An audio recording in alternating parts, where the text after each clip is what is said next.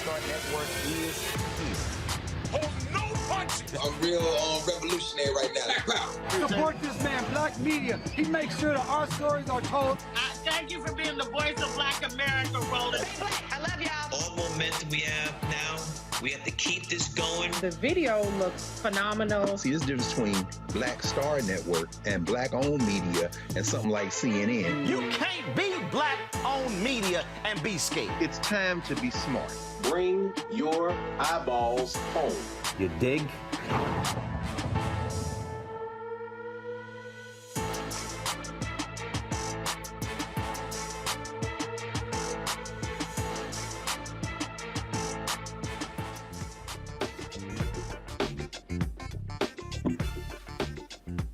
Hey, folks, today is Thursday, the 1st, 2022. Come up the live network with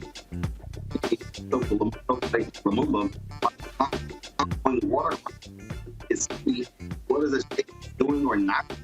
It was also on the show. Jamarion got at least 59 times.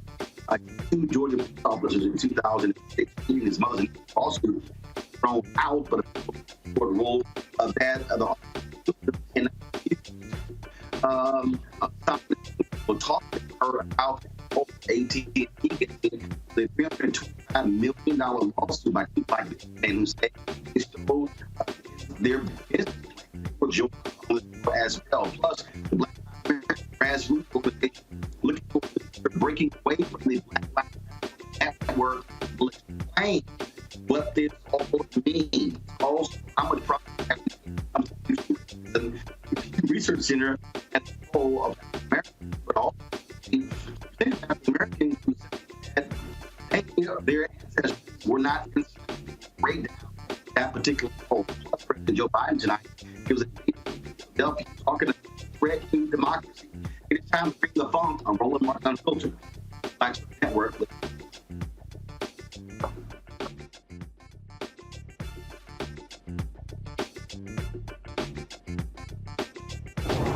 Whatever the miss, he's on it. Whatever it is, he's got the scoop, the fact, the find. And when it breaks, he's right on time and it's rolling. Best believe he's knowing. Putting it down from sports to news to politics. With entertainment just for kicks, he's rolling. Yeah, it's Uncle Roro, y'all. Yeah, it's Roland Martin.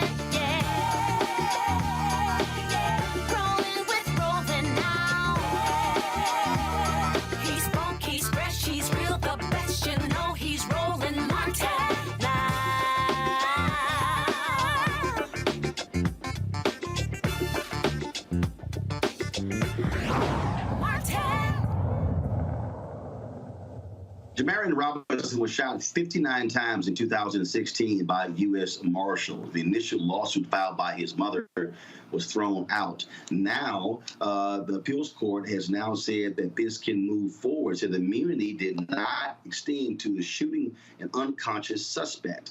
Monteria Robinson and her attorney, Mario Williams, join us now from Atlanta. Glad to have both of you on the show. Explain to us, Mario, exactly what actually happened here. So the first one was thrown out, but now the appeals court said that immunity does not apply to these officers? Yeah, Roland. So in short terms, we were in federal court. We filed in district court. I took over the case after a couple of lawyers had been on the case. We filed what they call summary judgment. The district court judge, who is now actually the chief judge of the district court in Northern District, Georgia, he ruled against us. He said that qualified immunity applied, that there was no tribal issue on constitutional violation. We appealed to the 11th Circuit. On Monday, the 11th Circuit reversed the district court, saying that qualified immunity does not apply and that they should be, and they will actually stand a jury trial. Monteria, obviously this is great news, and this is one of the issues that we have often talked about, how qualified immunity is used to protect police officers. Yeah, correct. So with that being said, this case does take away think Ms. Robinson's with mic that is being said, this is a great thing because There we go. But actually, Ms. Robinson, you can start over because we couldn't hear you. Now go ahead. Now we can hear you. sure. As you were saying, yes, I'm overjoyed. I'm ecstatic about the ruling. And I always say that a lie never wins. But this case, with this verdict, it does set precedents, which takes away officers' qualified immunity, which violates a person's Fourth Amendment right. And so I'm grateful and overjoyed that the ruling is now in my favor. Mario, again, this story here was shocking, shot 59 times, and again, it just speaks to the fundamental issue that we have in this country, where law enforcement, they operate with impunity, and for the most part, they get away with it. I tell you what, Roland, people need to understand the facts of this case. So here's this. Unfortunately, Jamarion was suffering from mental illness. The police were called out there to come get him and help him. They took an entire SWAT team out there. He was up at the top of a landing, about 13 stairs. They were downstairs. They shot at him over about 100 times. About 57 bullets penetrated his body. But here's the issue with the video. After he was lying on the ground at the top landing, they threw a flashbang up there. And so they claimed in an incident report and a supplemental use of force report that once the flashbang went off, he wasn't moving, nothing. And they had the audacity to say they went up and dragged his body downstairs and tried to save his life. The video that you have on the screen came out. We hear the flashbang, but then we hear rapid gunfire about 20 seconds into the flashbang. The U.S. government, GBI, Georgia Bureau of Investigations, reopened the situation and said, hey, look, man, are you sure you didn't fire gunfire after the flashbang went off? We know you said that he was lying there motionless. Are you sure? No, we didn't do it. Well, the district court said, well, I'm going to believe the officers, basically, just what you said. Even though we hear the gunfire, even though we see the officers outside the door being startled and looking back in the home, well, the 11th Circuit said, absolutely not. There is gunfire after the flashbang. A reasonable jury could believe you executed this young man. And so you're going to not have qualified immunity, and you're going to stand trial on this issue. And for that, we're very grateful. That is, again, what is often the case, Materia, a lot of parents, they pretty much settle for a settlement as opposed to moving this thing forward. Y'all have not given up in pursuit of justice. Is that directly toward me? No, we have not given up. And actually, to be honest, I've been beating the pavement aggressively for the past 6 years. And Mario can tell you that I don't take, no as an answer. If I don't, and I'm not sure too if you're also aware about the earlier part of this month, Roland, we did find out that one of the officers was still employed as a SWAT trainer here in Atlanta, Georgia. So I'm not. That's another thing that I had to tackle also too this month. And this month was my son's anniversary, August the 5th, 2016 was the date of his death. So. Yes, I'm not playing with them. Yes, I've been kicking and knocking down doors. And now we're here. Come next week, September the 6th, we'll be in federal court here in Atlanta, the Richard B. Russell building, for a hearing where the officers have filed a motion to have their case heard in federal court. So that's where we are right now as of today. And Mario, do you expect the federal government to appeal this decision? Well, the process at this point is what they have to do actually, because it was a published opinion, and what that means is it set the law for Alabama, Georgia, and Florida. They would have to ask for the entire 11th Circuit to reconsider this decision, which is highly unlikely. They might do it. They have 45 days to do it because of the government. Normally, it's a shorter amount of time.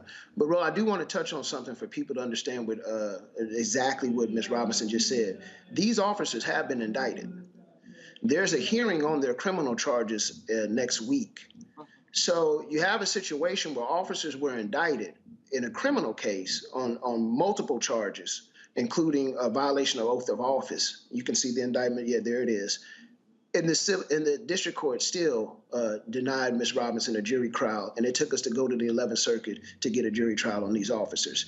And it is really sad that indicted officers in the United States of America, having murdered a young man just ruthlessly, would still be training SWAT officers on firearm use.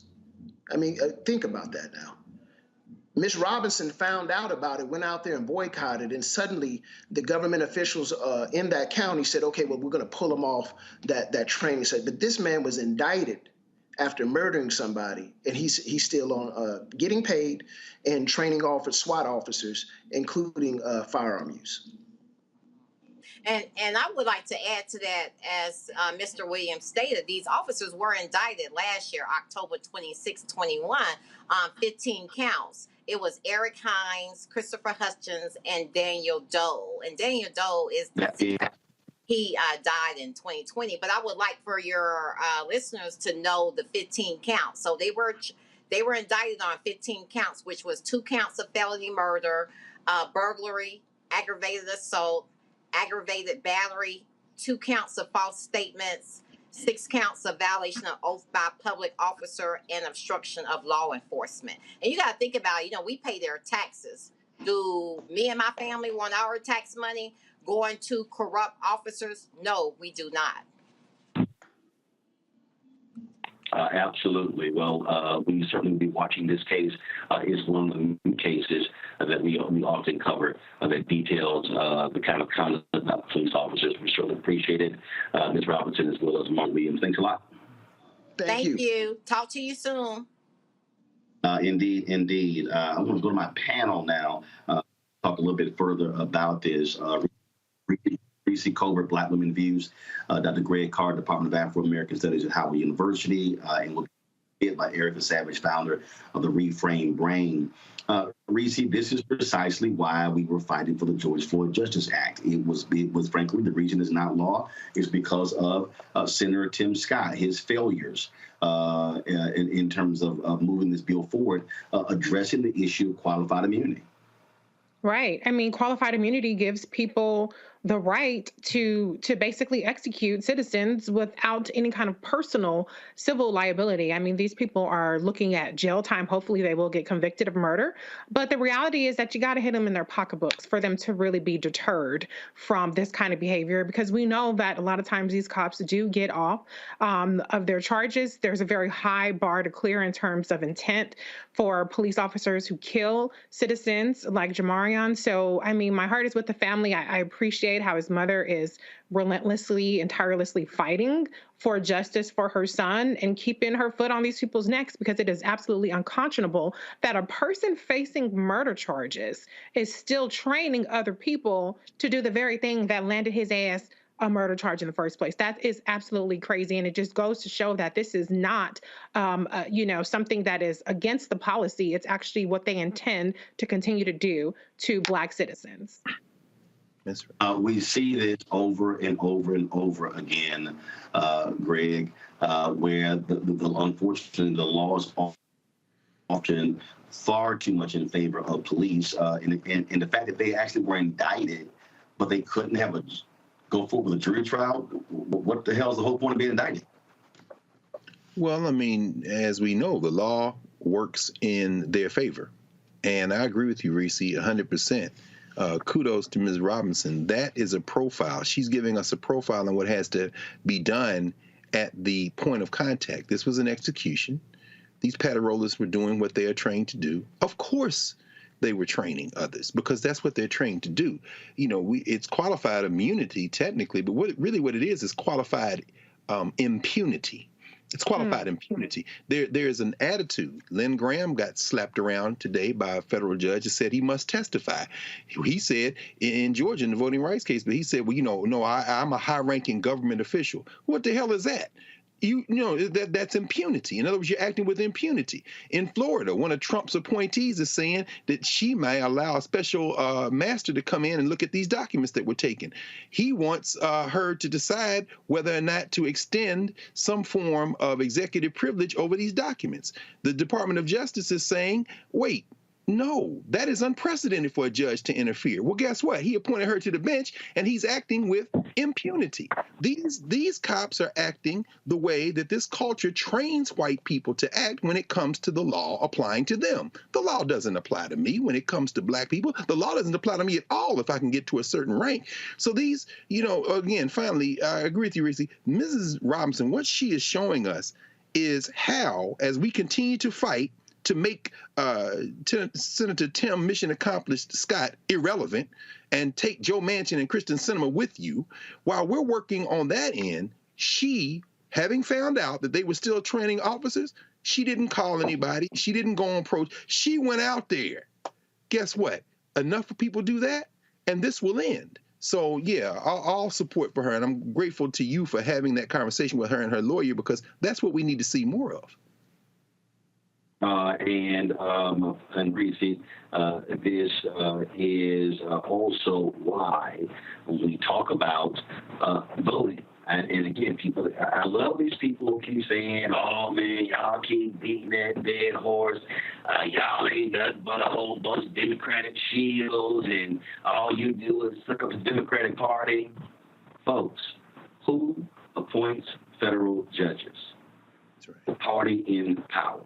Who confirms or declines federal judges? The party that controls the United States Senate. So y'all can sit here and y'all can call me and call Reese and call Greg and call Erica and call anybody Democratic shield all you want to. But and then I love people say, man, it's their performance bye-bye about with black women, other than all that shit don't mean nothing. It has no impact on my life. Do you now understand the role of federal judges? Y'all, all this stuff is linked. And as long as we continue to give Republicans power over federal judges, these are the lifetime appointments. We better wake up and pay attention. Breezy.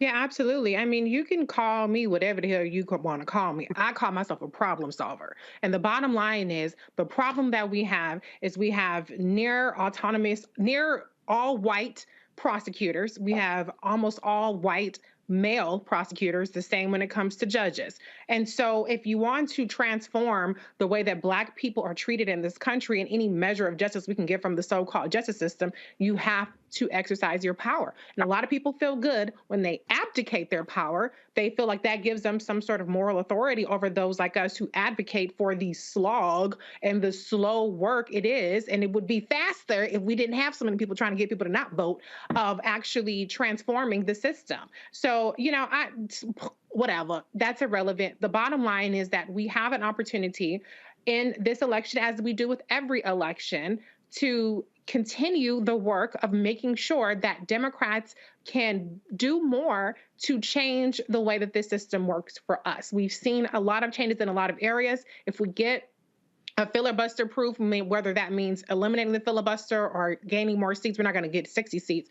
But if we gain more seats to make Manchin and Sinema irrelevant, we can see the George Floyd Justice and Policing Act pass if we hold on to the House. And when we talk about the prosecutors in Fulton County, when you talk about sometimes like in the Ahmaud Arbery case where the Attorney General came in and they appointed a special prosecutor there, that's also coming from Republican leadership. So we have to leave no stone unturned. Republicans leave no stone unturned, from school boards to election boards to judges to everything running down the gamut. So we have to have that same energy. And if you're not with that, then go on the hell over there and shut the hell up and let the rest of us do the work that we need to do to continue to try to move this country forward.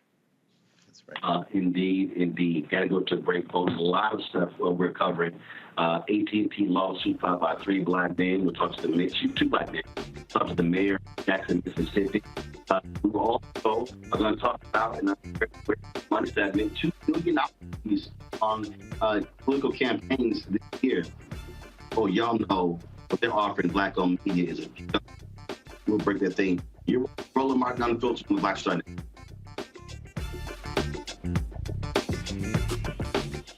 When we invest in ourselves, our glow, our vision, our vibe, we all shine. Together, we are Black beyond measure.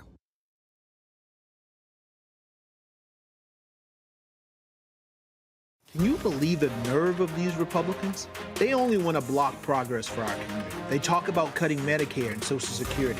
They played politics with veterans' health care. They voted against the George Floyd Justice and Policing Act and funding for our HBCUs, and against lowering prescription drug costs for our seniors. These Republicans keep trying hard to stand in the way, but President Biden, Vice President Harris, and Democrats won't let them. They are delivering for us. The Democratic National Committee is responsible for the content of this advertising. When we invest in ourselves, we all shine. Together, we are Black beyond measure. Hatred on the streets, a horrific scene, a white nationalist rally that descended into deadly violence.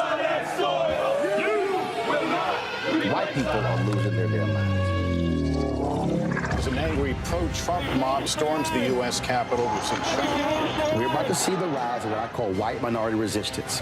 We have seen white folks in this country who simply cannot tolerate black folks voting. I think what we're seeing is the inevitable result of violent denial. This is part of American history. Every time that people of color have made progress, whether real or symbolic, there has been what Carol Anderson at Emory University calls white rage as a backlash. This is the rise of the Proud Boys and the Boogaloo Boys. America, there's going to be more of this. Here's all the Proud Boys, guys. This country is getting increasingly racist in its behaviors and its attitudes because of the fear of white people. The fear that they're taking our jobs, they're taking our resources, they're taking our women. This is white fear.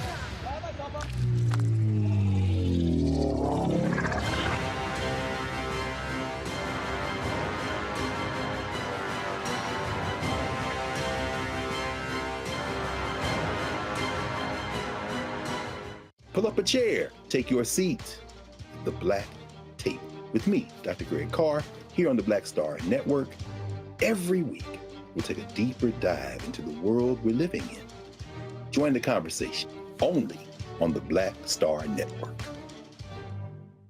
When you talk about blackness and what happens in black culture, we're about covering these things that matter to us, speaking to our issues and concerns. This is a genuine people-powered movement. A lot of stuff that we're not getting, you get it, and you spread the word. We wish to plead our own cause.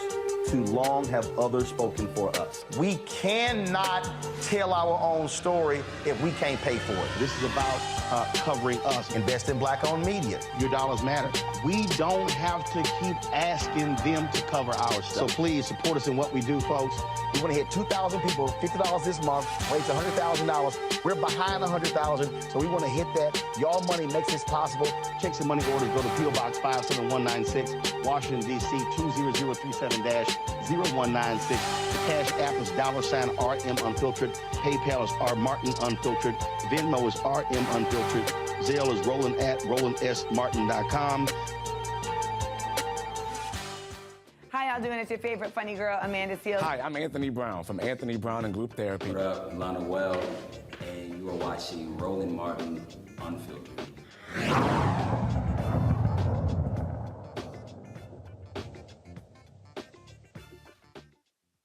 All right, folks, a Georgia businessman was part of AT&T's multi-billion-dollar initiative to ensure that more African Americans became suppliers working with the company. Instead of that happening, they contend the media company refused to work with the company and stole their business plan. Joining me now from Atlanta is Jerome Edmondson. He's the president of EDN Communications and Technology. And from Dallas, Texas, Derek Scott, a black AT&T executive, who said he's a victim of ongoing intimidation tactics and other criminal behavior at AT&T. Glad to have both of you here. So first and foremost, in terms of what is the basic allegation you're making against AT&T?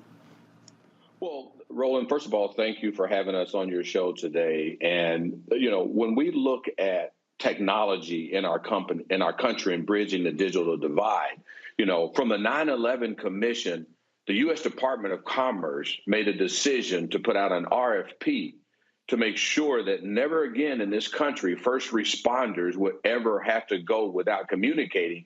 And from that, the Department of Commerce birthed the FirstNet Authority. AT&T won that $9 billion lawsuit and 20-year, $47 billion initiative. EDM Communication, my company's communication and process as being the first Black FirstNet authorized dealer, was to ensure that this technology reached our community and bridged the digital divide in Black community and Black law enforcement. And not only did we set out to do that and win every month for an 8-month time period, and I want you to understand and the listeners to understand that this contract only lasted for 8 months before it was terminated for convenience. But for that 8-month time period, we were first and second every month in the company, putting this technology in Black law enforcement with organizations like the City of Dallas, Georgia Department of Juvenile Justice, Houston. Even when the NFL came to Atlanta, we put over 500 devices for security and inside of the NFL to ensure that this technology worked. And all of a sudden, one day I wake up and got with over $25 million in sales for it to an email that says, you know what? You're growing too big. Your contract is terminated for convenience. And the gentleman that's on the phone with us, Derek Scott, was my AT&T manager who said differently. And I'll let you tell you what happened to him once he began to refute that terrible decision that they made. Derek? Yeah, I appreciate that. And thanks again for the time today. I think Jerome's absolutely right. This was a 9-month process where Jerome and I didn't know each other before this time and point, and they put us together. And when they did, we started to do exactly what we were asked to do. It was my job, and Jerome to do his job. Once that began to happen, I started to see some anomalies inside of AT&T that made me question, was this something that was across the board for all people that were in this program and partners in this channel, or was this just specific for the Black entrepreneur that was into this organization? As I dug deeper and started asking questions, that's exactly what I found. So once I found that, I started asking the questions, if this is going to be something that's for everyone, or are we treating them differently? Once I started exposing that, there became the issues of the 9 months of complete hell for myself individually inside AT&T, as an AT&T employee, and for Jerome outside. So to answer your question specifically, I'm specifically in a lawsuit with AT&T for retaliation and for racial discrimination, or for discrimination rather. So those are the two things from my perspective inside of AT&T that led to this 9-month to 1 year retaliation and discrimination lawsuit. Wow. And so where does the suit stand, first of all, and has there been a response, Jerome, from AT&T? Well, no, they haven't responded. We've had to sue them over and over again. You know, Roland, I was the nation's first Black Denny's franchise owner. You know, when the NAACP, with the same Department of Commerce, when NAACP settled a fair share agreement with Denny's and found them guilty of discrimination, this is probably larger and bigger than that particular point. And from that point, I became the nation's first Black Denny's franchise owner. And when it comes to supplier development, we begin to put together these different processes to ensure that Black people are part of contracts with companies like AT&T, AGO Resources, Home Depot, and companies that my company has helped grow and build. I've been with AT&T for 16 years, helping grow their minority and diverse force. And for them to do this to me, and then for Derek to mention it and retaliate against him, and at the same time, you know, our goal is to ensure that, number one, this happens to no one else, but also to help everyone understand that every month they're making millions of dollars for technology that we put in Black communities and Black law enforcement, and we're simply out of that. And even worse than that, Roland, to go back and with organizations like the National Organization of Black Law Enforcement and other relationships that I brought into the AT&T world, and to begin to take my name and my company and destroy my character and my name is even as painful, because we invest in our community. Just 30 days ago with Butler Street YMCA, I'm sure you're familiar with the historic Butler Street YMCA area, we just launched a Good Trouble John Lewis Memorial Park. And those are the kind of things that companies and Black businesses like myself invest back in our community. So when these things happen, you don't just destroy my company or take from me, you take from the communities, the people, and the things that we invest in. You know, just like companies and other small businesses that we support and bring in as sub-suppliers under us.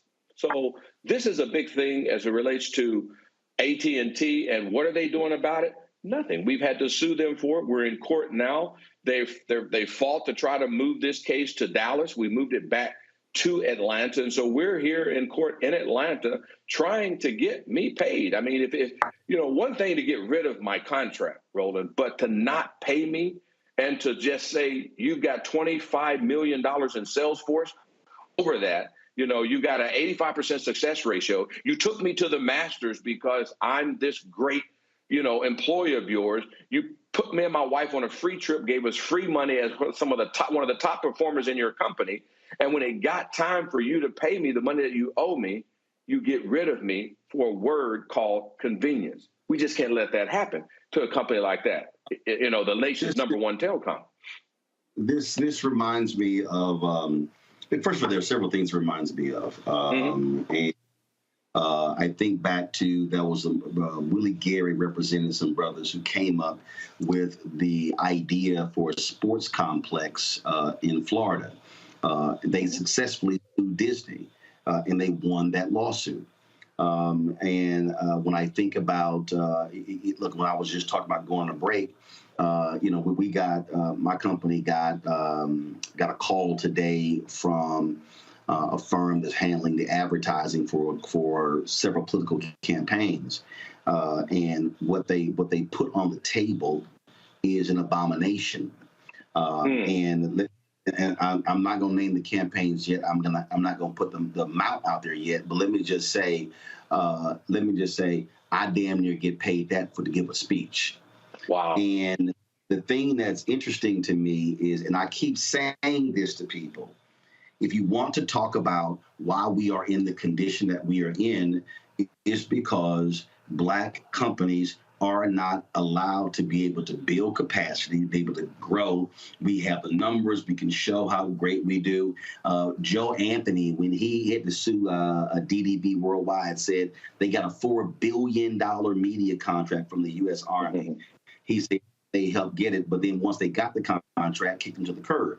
So then he sued them. And so we see this, and what we're seeing is that we're, in Derek, your case, you're executive there. We were frozen out of corporate America for quite some time. But even we're talking about building our businesses. This is what happens when we even launch businesses. Then they starve us and then force us to be able to take pennies on the dollar or refuse to pay us at all.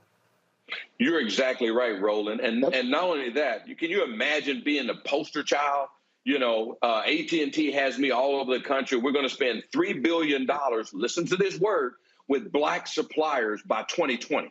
And I'm in periodicals across the country and all of that. And within that same year, before they announced that they spent over $3 billion, they didn't announce that they took my money and terminated my contract for convenience. Look at what happened to Byron Allen. The same thing with AT&T when they bought CNN and Time Warner. They shut Byron out. They just simply took his programs off. What did Byron have to do? He was awarded $50 million and then sued Comcast for over $1 billion, and that one was settled. We have to speak about, because if we as business owners will begin to push, just like we did Denny's. Look at the success with Denny's. Denny's was $27 a share until Black people got on Roland Martin's show and said, we're not going to take it.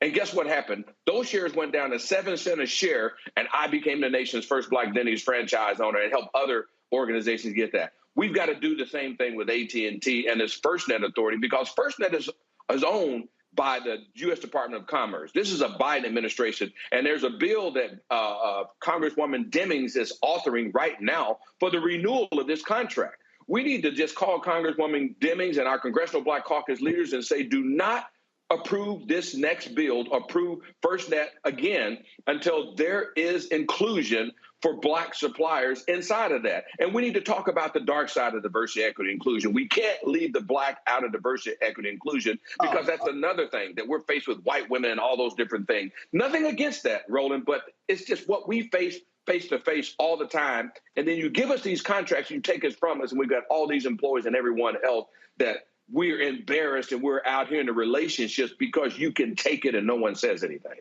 Not on my watch. I'm going to sue them. don't even get me started. DEI is totally BS for me. Now, Derek, you say you're being targeted. So are you a part of Jerome's lawsuit, or do you have another claim against AT&T? I have a separate claim. So as much as we're talking about outside, it's happening inside as well. The shackles are on inside as well as outside. So I'll give you a few examples of what they've done to me since I've met Jerome and since I've started asking these questions.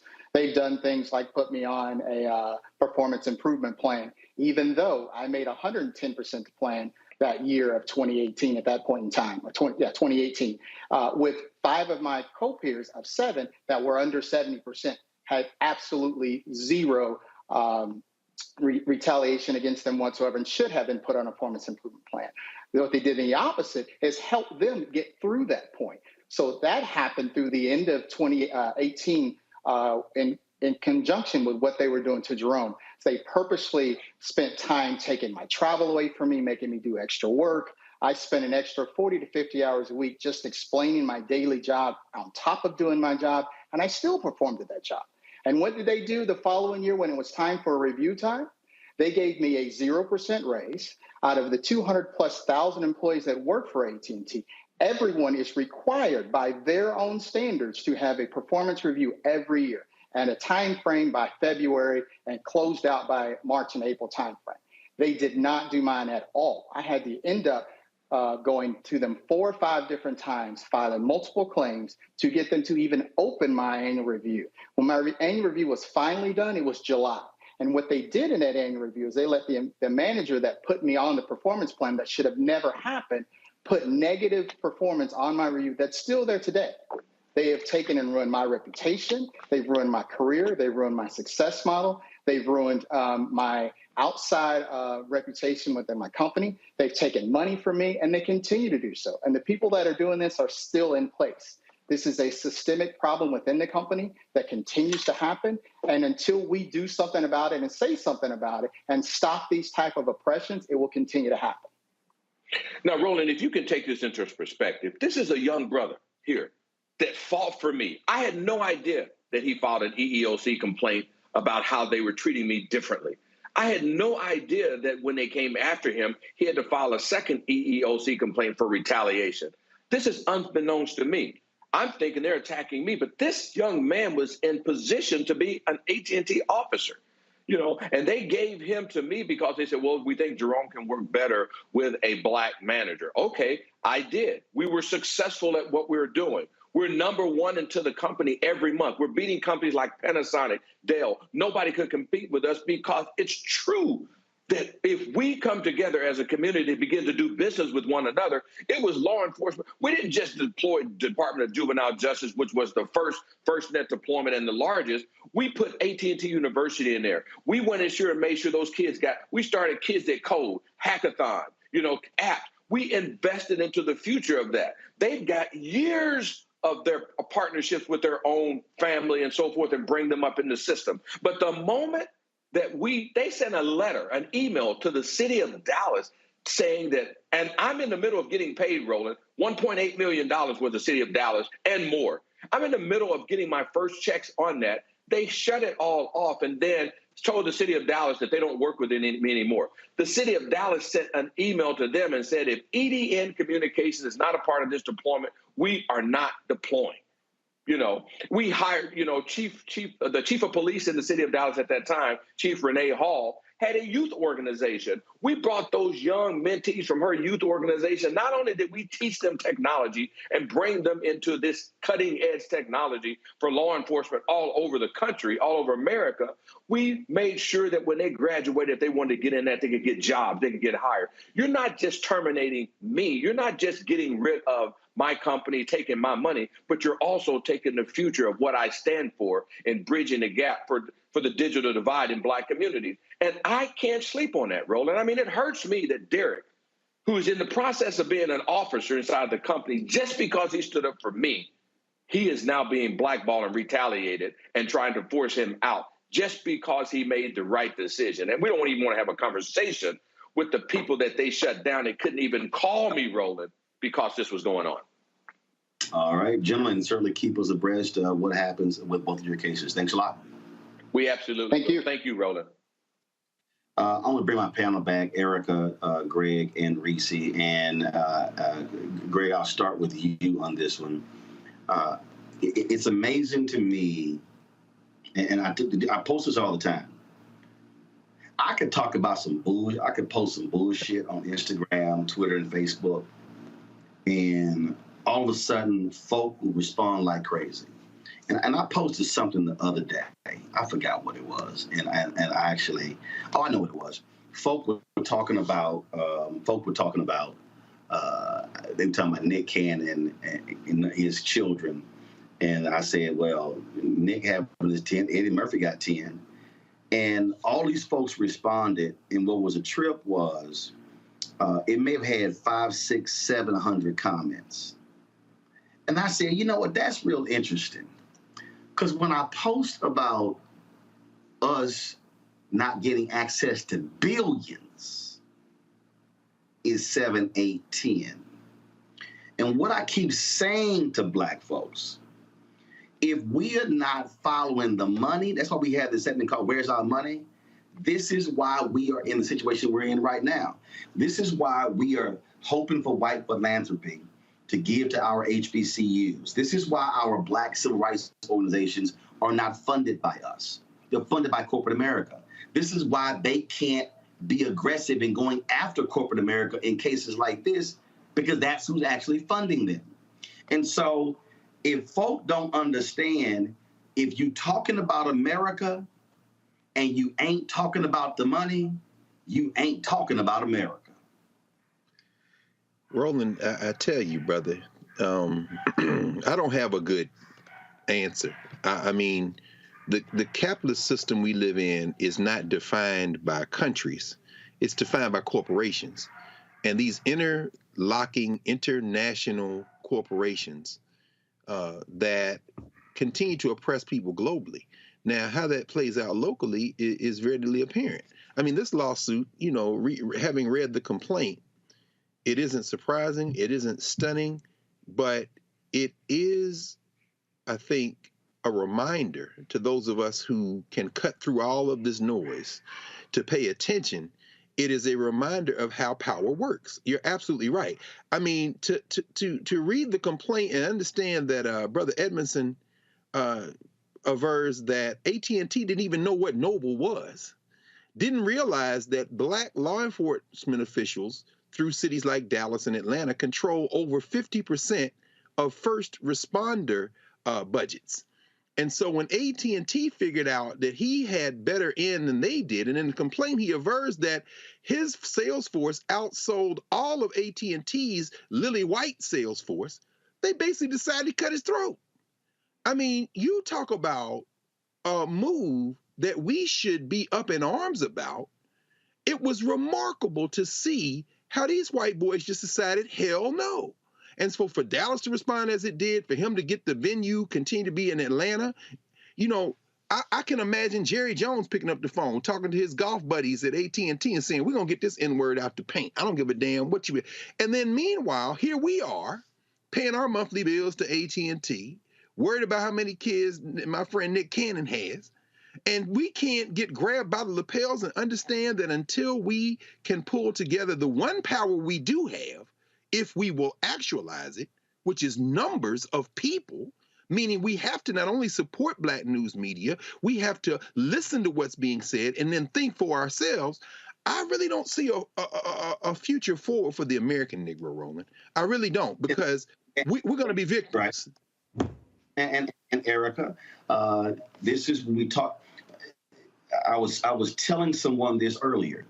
In Dr. King's book, Where Do We Go From Here, Chaos or Community? He said that there are 4 institutions that are prime positioned to liberate Black America. He said the Negro Church, the Negro Press, Negro fraternities and sororities, and Negro professional and business organizations. And what he said specifically, and the reason I focus on this, obviously because it's media, I focus on this because what he said is that the Negro press cannot fall for the conservative and must maintain its militancy. That's right. Then he talked about professional organizations and fraternities and sororities.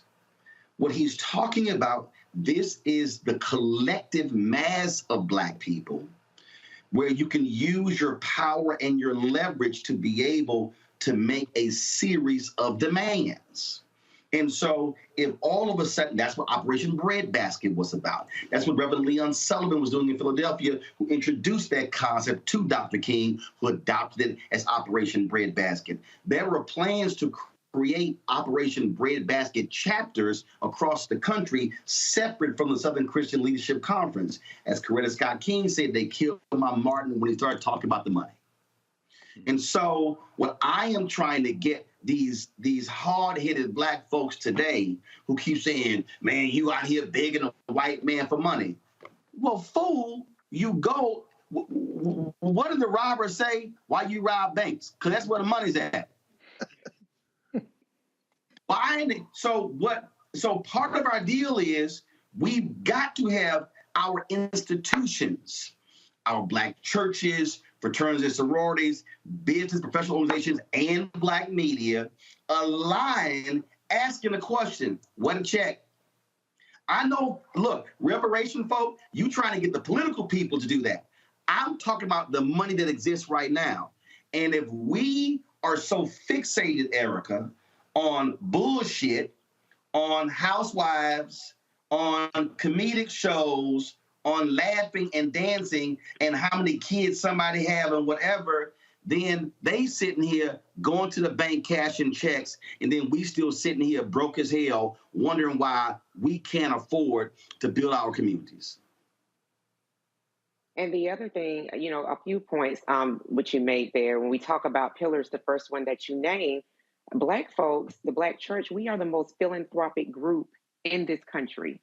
So that's off the top, period. That's where people take their coins, to the church. And we are the most giving, not even talking about the extra tipping that we do to kind of add in the notion that Black people don't tip, which is a complete and utter lie. But then that makes me think about, too, when you talk about those 4 specific institutions, about the Chamber of Commerce. Now, they're supposed to represent all businesses within a community, but we know that that's another arm of Republican right-wing ideology and ways to get people riled up and to communicate to those folks that are in Congress. They do it all day, every day. They have an institution whereby members do pay a fee to be a part of the chamber at different levels, and then they communicate their list of demands to their legislators, both at the state level and at the congressional level. So listen, I think, you know, it's a few things. We can do housewives and we can also be about our business at the same time, but we have to do something that I've heard Reese and Greg talk about earlier. We have to keep our foot on the gas. And I think that we can do that with a real focus, with an understanding that this is something that happens in elections with Republicans all the time. There's always foolishness that we see on their side. But one thing that we know that they have in common is that Republicans lean heavily authoritarian, but they all sing off of one sheet of music. So if we can get people to understand that the policies that are going to help progress us and move us forward and get us to a place where we are able to call our own shots are not with the party that literally wants to see us dead. And that lies heavily within the Republican Party, the chamber, and other entities that really are called to make sure that their list of demands are made known and that that legislation and policy does pass through. See, the reason some people get mad at me, Reese, when I bring up the housewives is not that it's because people watch. I know you do. I know you watch it. But here's the point that I keep making. It's the fact that we literally watch more than 50 hours of TV per week. Mm-hmm.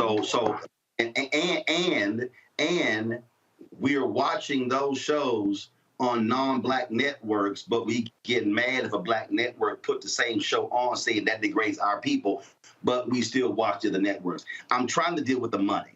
My next guest is the Jackson, Mississippi. Why are they in the condition they're in? It's also the money.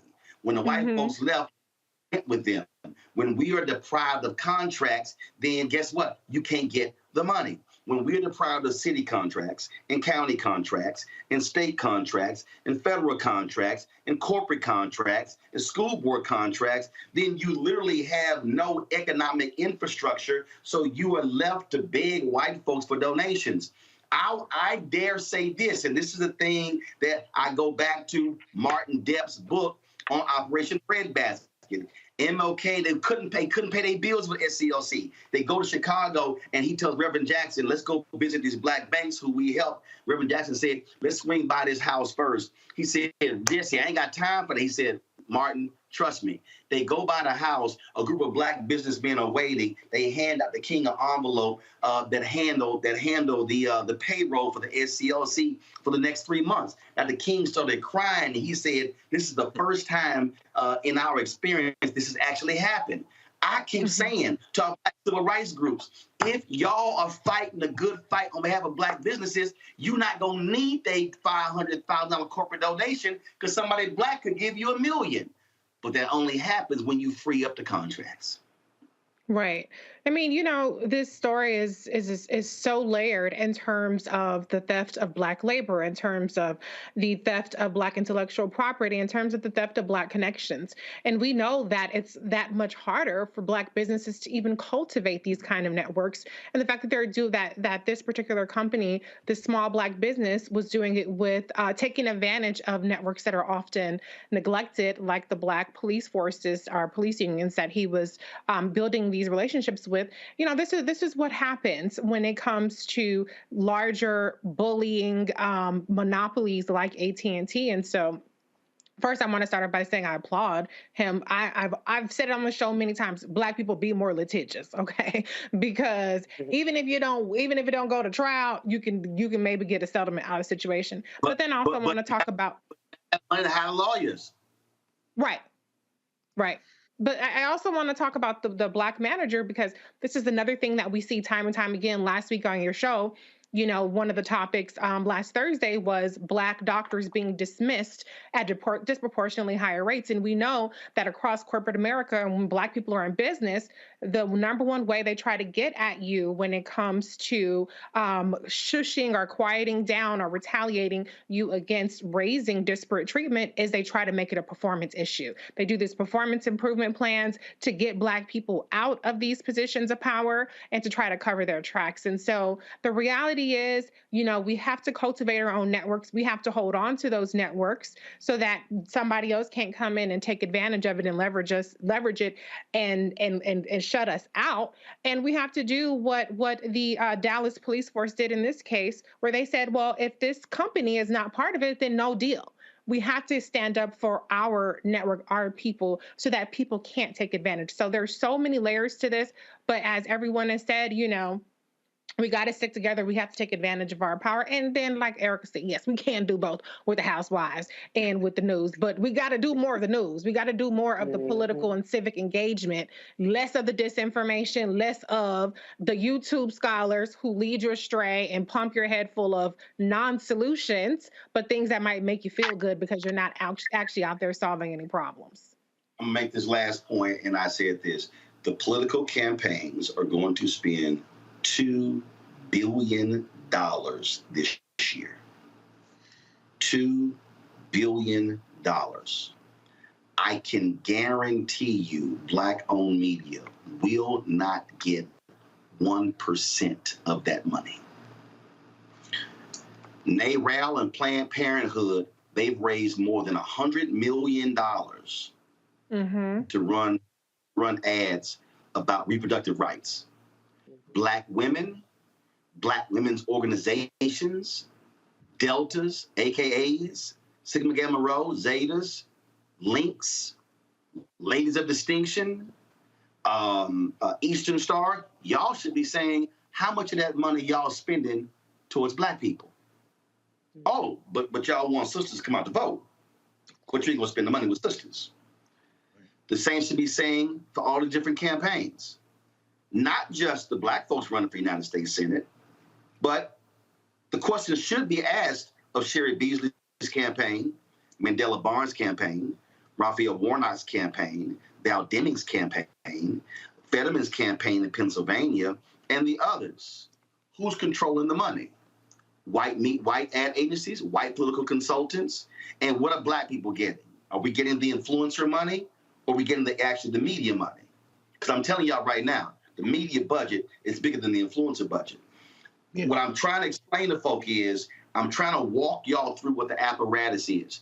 What I am explaining to everyone here, and again, y'all just saw we ran an ad from the DNC. We just got that ad buy. We appreciate that. Is it a six-figure ad buy? No. Should it be? Yes. But we hope it's going to be. But this is precisely why we can't hire hundreds of people. This is why there's no... Everybody's watching me. I need y'all to understand something. If you break down how many actual news reporters Black-owned media has right now, I guarantee the number ain't 50. I want y'all to think about what I just said. I'm talking about Blavity, The Griot, Ebony, Essence, Black Enterprise, Urban One, NNPA, Black Star Network. If I threw in a couple of more, let's say, I guarantee you, who's actually doing news reporting? It ain't 50, because we can't afford it, because we get frozen out. So when y'all hear me talking about calling certain companies out, now you got to understand the money is what's behind it. And if you don't access the money, then you cannot grow. You cannot build. Always follow the money. Roland, I mean, to connect these two things very plainly, as you're talking, I'm thinking about the fact that these white companies see fit to give Charlemagne the God a minstrel adjacent news ish commentary show. So I'm not one of the Housewives fans for this reasons. Those things are curated to continue to keep our people away from political conversations like this. AT&T is trying to cut out a man who is subsidizing kids that code. And these kind of things. See, a great deal of this is political. These two things, one of the reasons why we have to fight to subsidize black media is that black media that is doing this kind of work is in direct opposition to these companies. And we have to pay attention to what's going on, not just in the United States, but in the world. While we're here right now, today, the African Caribbean Summit began in Barbados. The Prime Minister of Barbados gave a speech where they are connecting the continent of Africa to the Caribbean for trade, for investment, and it is based on a clear political understanding. The American Negro, meanwhile, does not even know that it's taking place. And there you go. With the Black Star Network, we looking inward. These people are playing for keeps, y'all. And that's why Charlemagne God can have a news show and Roland Martin can't get a contract. They're curating what they want you to understand. And if we had the resources, we could send someone there to cover it.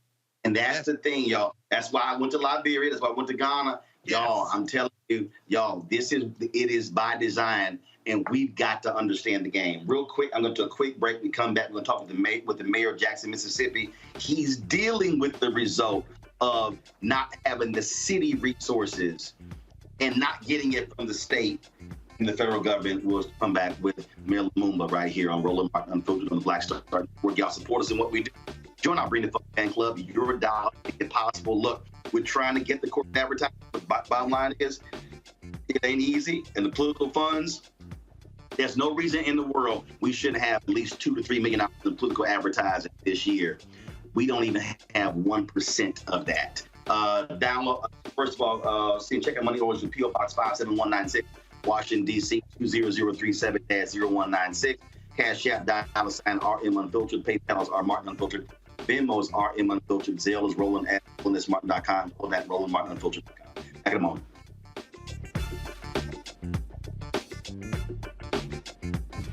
When we invest in ourselves, we're investing in what's next for all of us. Growing, creating, making moves that move us all forward. Together, we are Black beyond measure. Can you believe the nerve of these Republicans? They only want to block progress for our community. They talk about cutting Medicare and Social Security. They played politics with veterans' health care. They voted against the George Floyd Justice and Policing Act and funding for our HBCUs, and against lowering prescription drug costs for our seniors. These Republicans keep trying hard to stand in the way, but President Biden, Vice President Harris, and Democrats won't let them. They are delivering for us. The Democratic National Committee is responsible for the content of this advertising. When we invest in ourselves, our glow, our vision, our vibe, we all shine. Together, we are Black beyond measure. Hi, I'm Vivian Green. Hey everybody, this is your man Fred Hammond, and you're watching Roland Martin, my man, Unfiltered.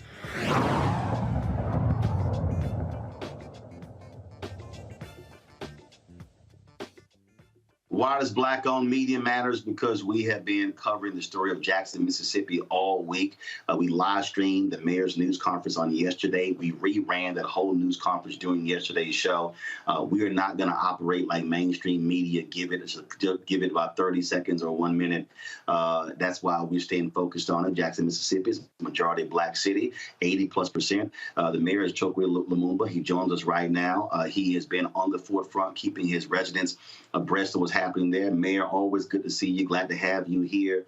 You had to correct the governor with your news conference on yesterday. He pretty much threw you and the city under the bus, but you had to make it clear what the actual facts are regarding the water condition there in Jackson. Yeah. Well, first and foremost, it's always good to speak with you, my brother, and thank you for lifting up the issues that our people have been suffering under. We've been lifting this up for more than 2 years. It has been a part of every legislative agenda that my administration has had. And I've been in office, I'm in my 6th year now. And so, we've been met with that resistance, and we've continued to sound the alarm, letting it be known that it's not a matter of if these systems will fail, but when these systems will fail. And we have the receipts for that. Now, I have been unapologetic. I have been I have not been bashful in sharing why those reasons are. And at this moment, when the state came into my office on Monday and shared that they were going to bring some resources, I told them, well, we open our arms to that. And so we need far more. We have to make certain that when the cameras go away, that is not where the effort ends. And we have to make certain that it's not just about stabilizing the system in this moment, but building a sustainable, a dependable, and an equitable system. And I say equity because not only do we have a system that fails on many occasions, we have a system that has a disproportionate effect on the blackest and brownest parts of our city.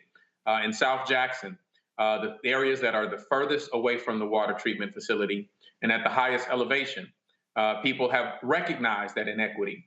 And the reality is that we don't have a lever that distributes water from North Jackson to South Jackson. But what we do know is that when values are established on properties, those things are considered. And so we have to better understand things like city and urban regional planning and how it affects our communities and the disproportionate effect that it provides on our families and the exploitation of Black bodies and Black families. So this is quite interesting. As you are talking, conservative Eric Erickson has hosted a radio show out of Georgia. And he literally sent this tweet 3 minutes ago. He said, and I'm reading this a quote. He was responding to a Washington Post story about what's happening in Jackson. He says, quote, "This is getting really fucking ridiculous. The Jackson water problem is not a climate change issue. It is a government failing to collect payments, losing money, and failing to maintain and upgrade infrastructure problem. The climate stuff is cult-like." Well, first and foremost, in terms of the history of this problem, to be very clear, my family moved to Jackson in 1988. In '89, as a little boy, I remember the crash of our system, the inability to use water for prolonged periods of time. And it's happened so many times in the course of my life. It is very difficult to reflect on exactly how frequent it has been. I've listened to package after package of residents in Jackson that say that it's just a part of our lives. And so let's be clear on that. And so that was before some challenges that the city did have. I am an introspective person. I think we have to be an introspective city.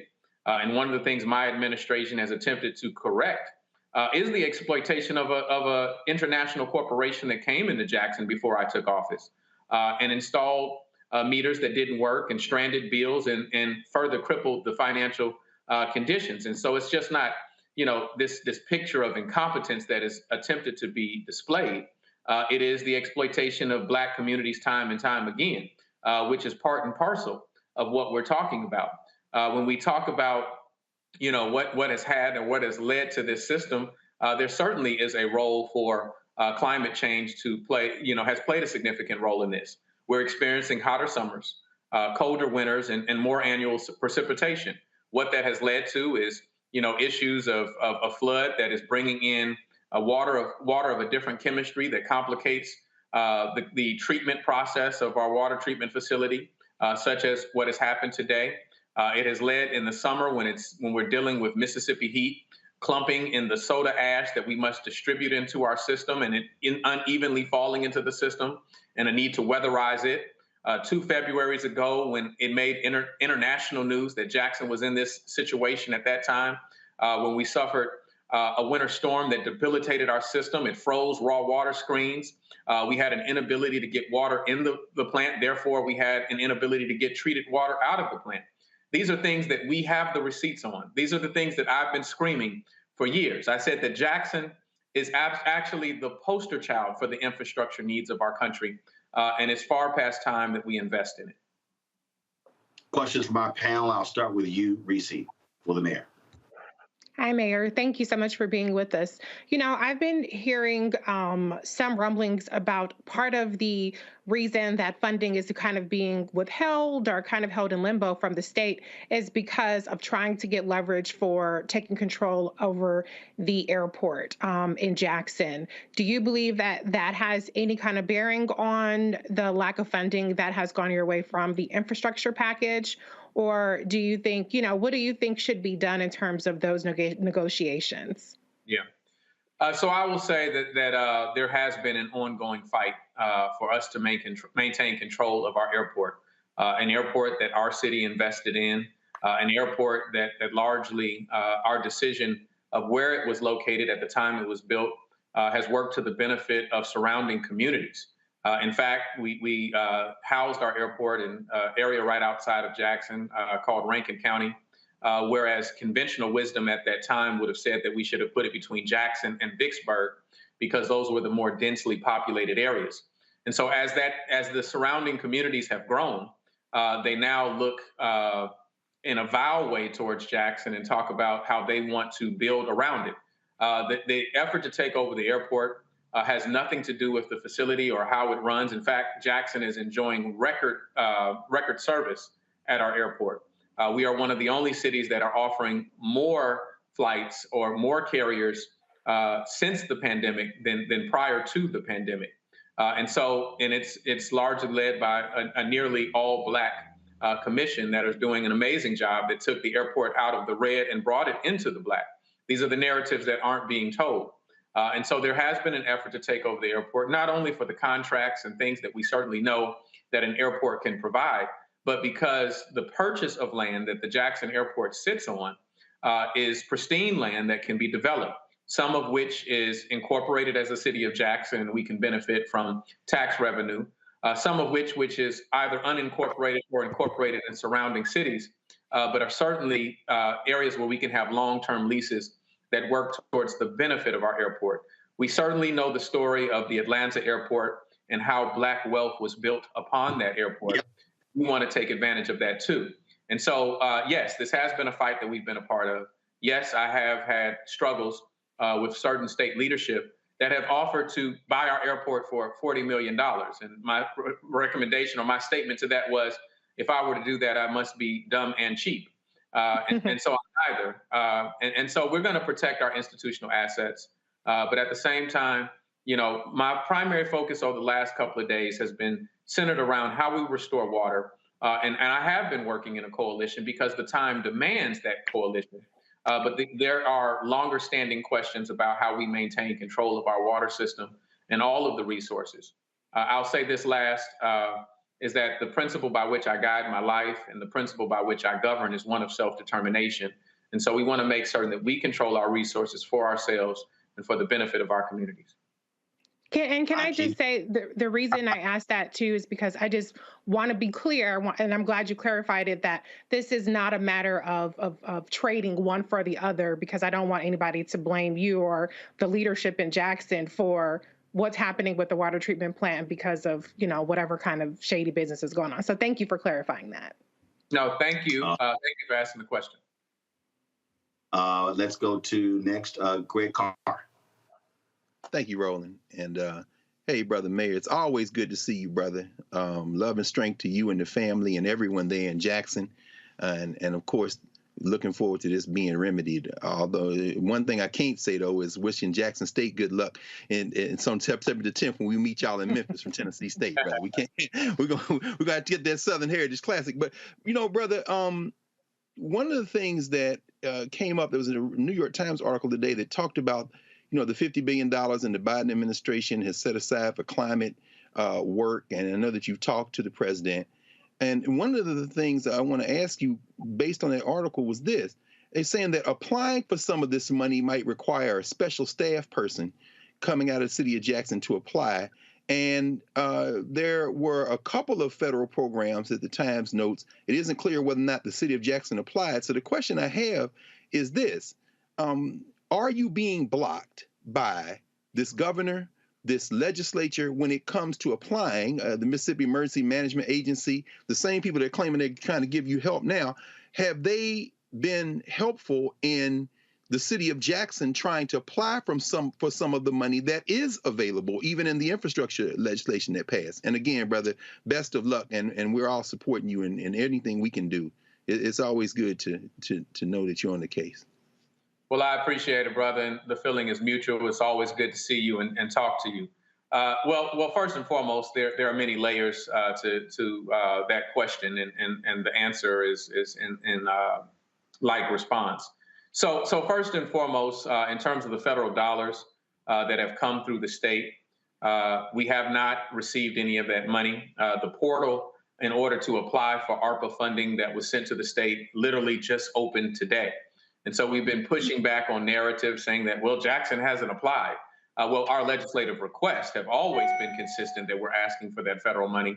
Federal money, you know, that I might add that when I'm talking to Administrator Regan of the EPA, even when I talk to former Mayor Mitch Landrieu, the czar of the infrastructure bill, or even, you know, as many times as I've heard the president mention Jackson, they have all indicated to me that the money that was sent to Jackson, the money that was sent to the state of Mississippi, they had Jackson in mind. In fact, you know, I remember or recall a phone call that I was on with the president where he talked about exactly what the allocation was to Mississippi and that he hoped to see Jackson get that money, get its equitable share. But what we have is, you know, not a firm commitment to any dollar, that cities have to apply. All cities have to apply through MDEQ. That's the the Mississippi Department of Environmental Quality, and put our projects forward. And then after you apply through MDEQ, Jackson and Jackson alone has a duplicitous process where we then have to submit an application to DFA, the Department of Finance and Administration. And certainly that concerns me. There is no justification for Jackson to have that duplicitous process. It's another hurdle for us to climb, and it's another delay for people who are in need of relief now. Now, we are going after competitive federal funds. We are working and talking with the EPA. We are working and talking with, you know, agencies that are helping us, you know, map out a very precise and accurate request for our money, such as the U.S. Water Alliance through the support of the Kellogg Foundation. And so we have the expertise in the House. We're looking at BRIC funding, which is a federal grant that can provide large, competitive, but large sums of money to help repair infrastructure and help in resiliency. We are looking at WARTA funds. We're looking under every pot. And of course, we're looking at the Justice 40 initiative of the EPA, a piece of legislation that was authored that you know, was tailor-made for Jackson as you read that and read, the qualifications, the prerequisites for a city to apply, it speaks to a city like Jackson like no other legislation does. Thank you, brother. Thank you. Erica.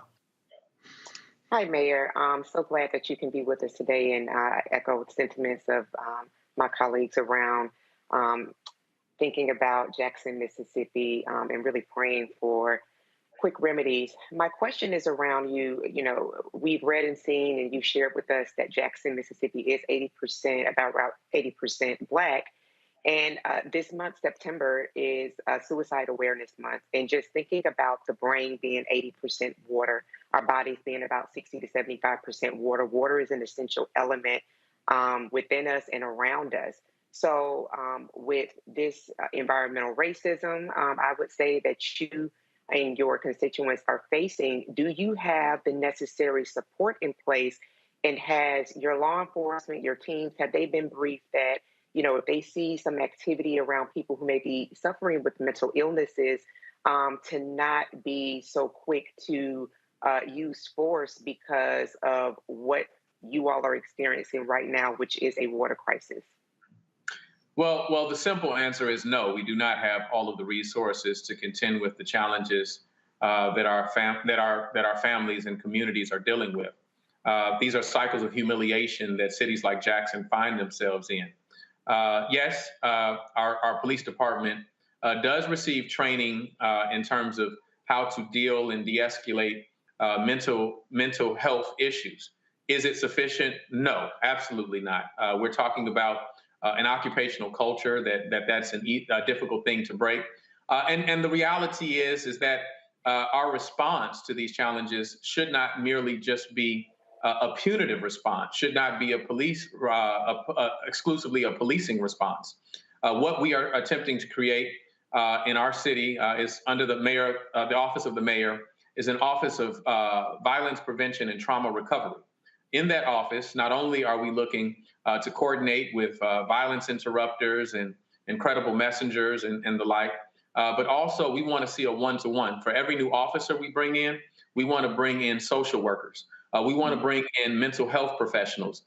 When we talk about the sharpest increase in our violence in our city, in Jackson, that picture looks among our youngest demographics.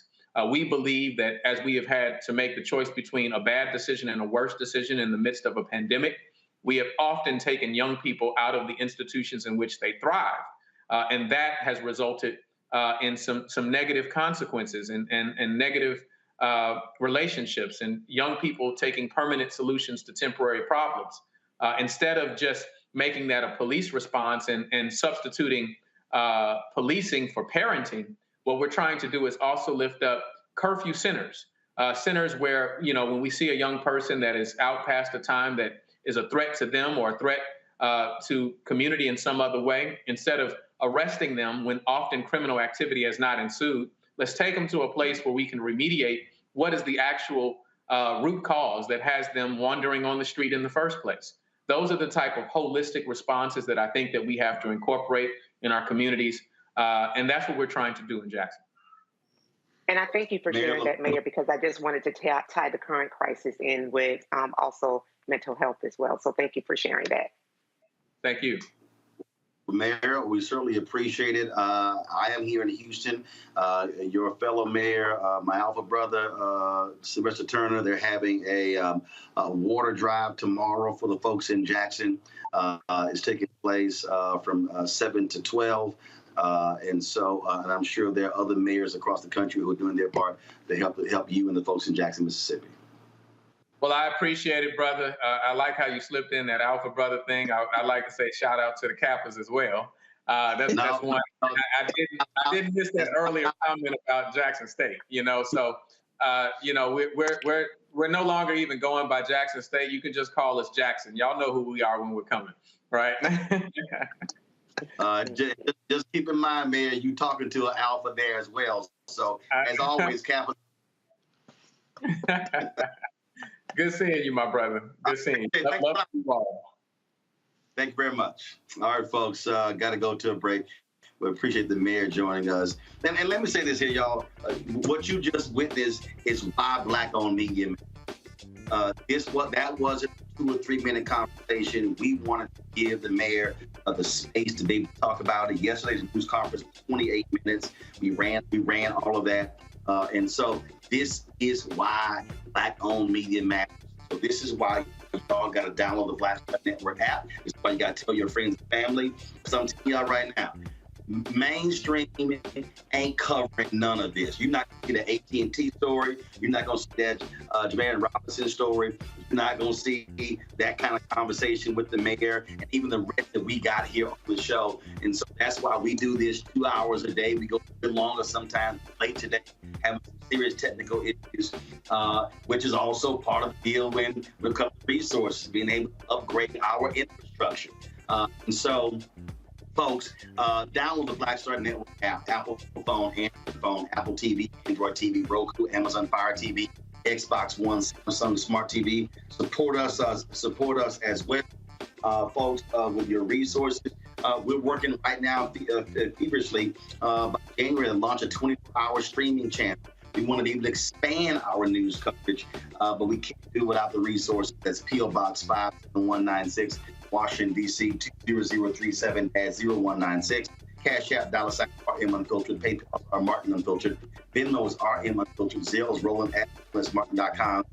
Folks on YouTube and Facebook, hit the damn like button, y'all. Seriously. More than 3,000 y'all watching total, and we haven't even hit 1,000 likes. So hit the doggone. Look, hit the like button is free. It don't cost you nothing. All it takes for you is just a click, like button, that's it. So when I come back, we should easily be at 1,000. In fact, we should be at 1.5. We should be at 1,500 likes on YouTube. Y'all, let's get it going. Be right back. When we invest in ourselves, we all shine. Together, we are Black beyond measure. Can you believe the nerve of these Republicans? They only want to block progress for our community. They talk about cutting Medicare and Social Security. They played politics with veterans' health care. They voted against the George Floyd Justice and Policing Act and funding for our HBCUs, and against lowering prescription drug costs for our seniors. These Republicans keep trying hard to stand in the way, but President Biden, Vice President Harris, and Democrats won't let them. They are delivering for us. The Democratic National Committee is responsible for the content of this advertising. When we invest in ourselves, we're investing in what's next for all of us. Growing, creating, making moves that move us all forward. Together, we are Black beyond measure. Yo, it's your man Dion Cole from Blackish, and you're watching Roland Martin Unfiltered.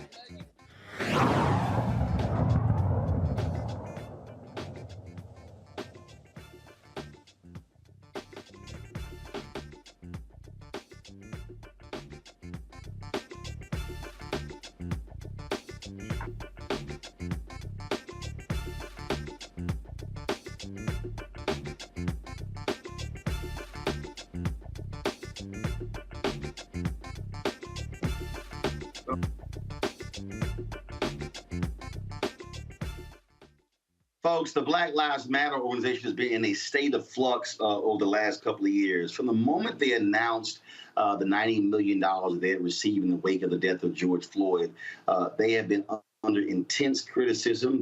Folks have been criticizing former co-founder Patrisse Cullors for the purchase of personal homes for her, but also a home for the organization. You've had the Black Lives Matter Global Network, a whole back and forth over their board of directors, who's controlling the group, who's controlling the money.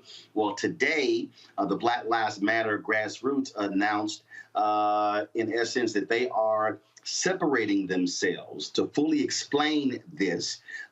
This is their first interview. They had a live stream earlier. This is their first interview explaining this. It's Melina Abdullah. She, of course, leads Black Lives Matter Los Angeles. Melina, always glad to have you. So explain to folks what y'all have decided, because when you look at that press release, that statement, it sounded very contentious in blasting the Black Lives Matter Global Network, the foundation, if you will, for a number of things when it comes to what you labeled in the press release as self-dealing.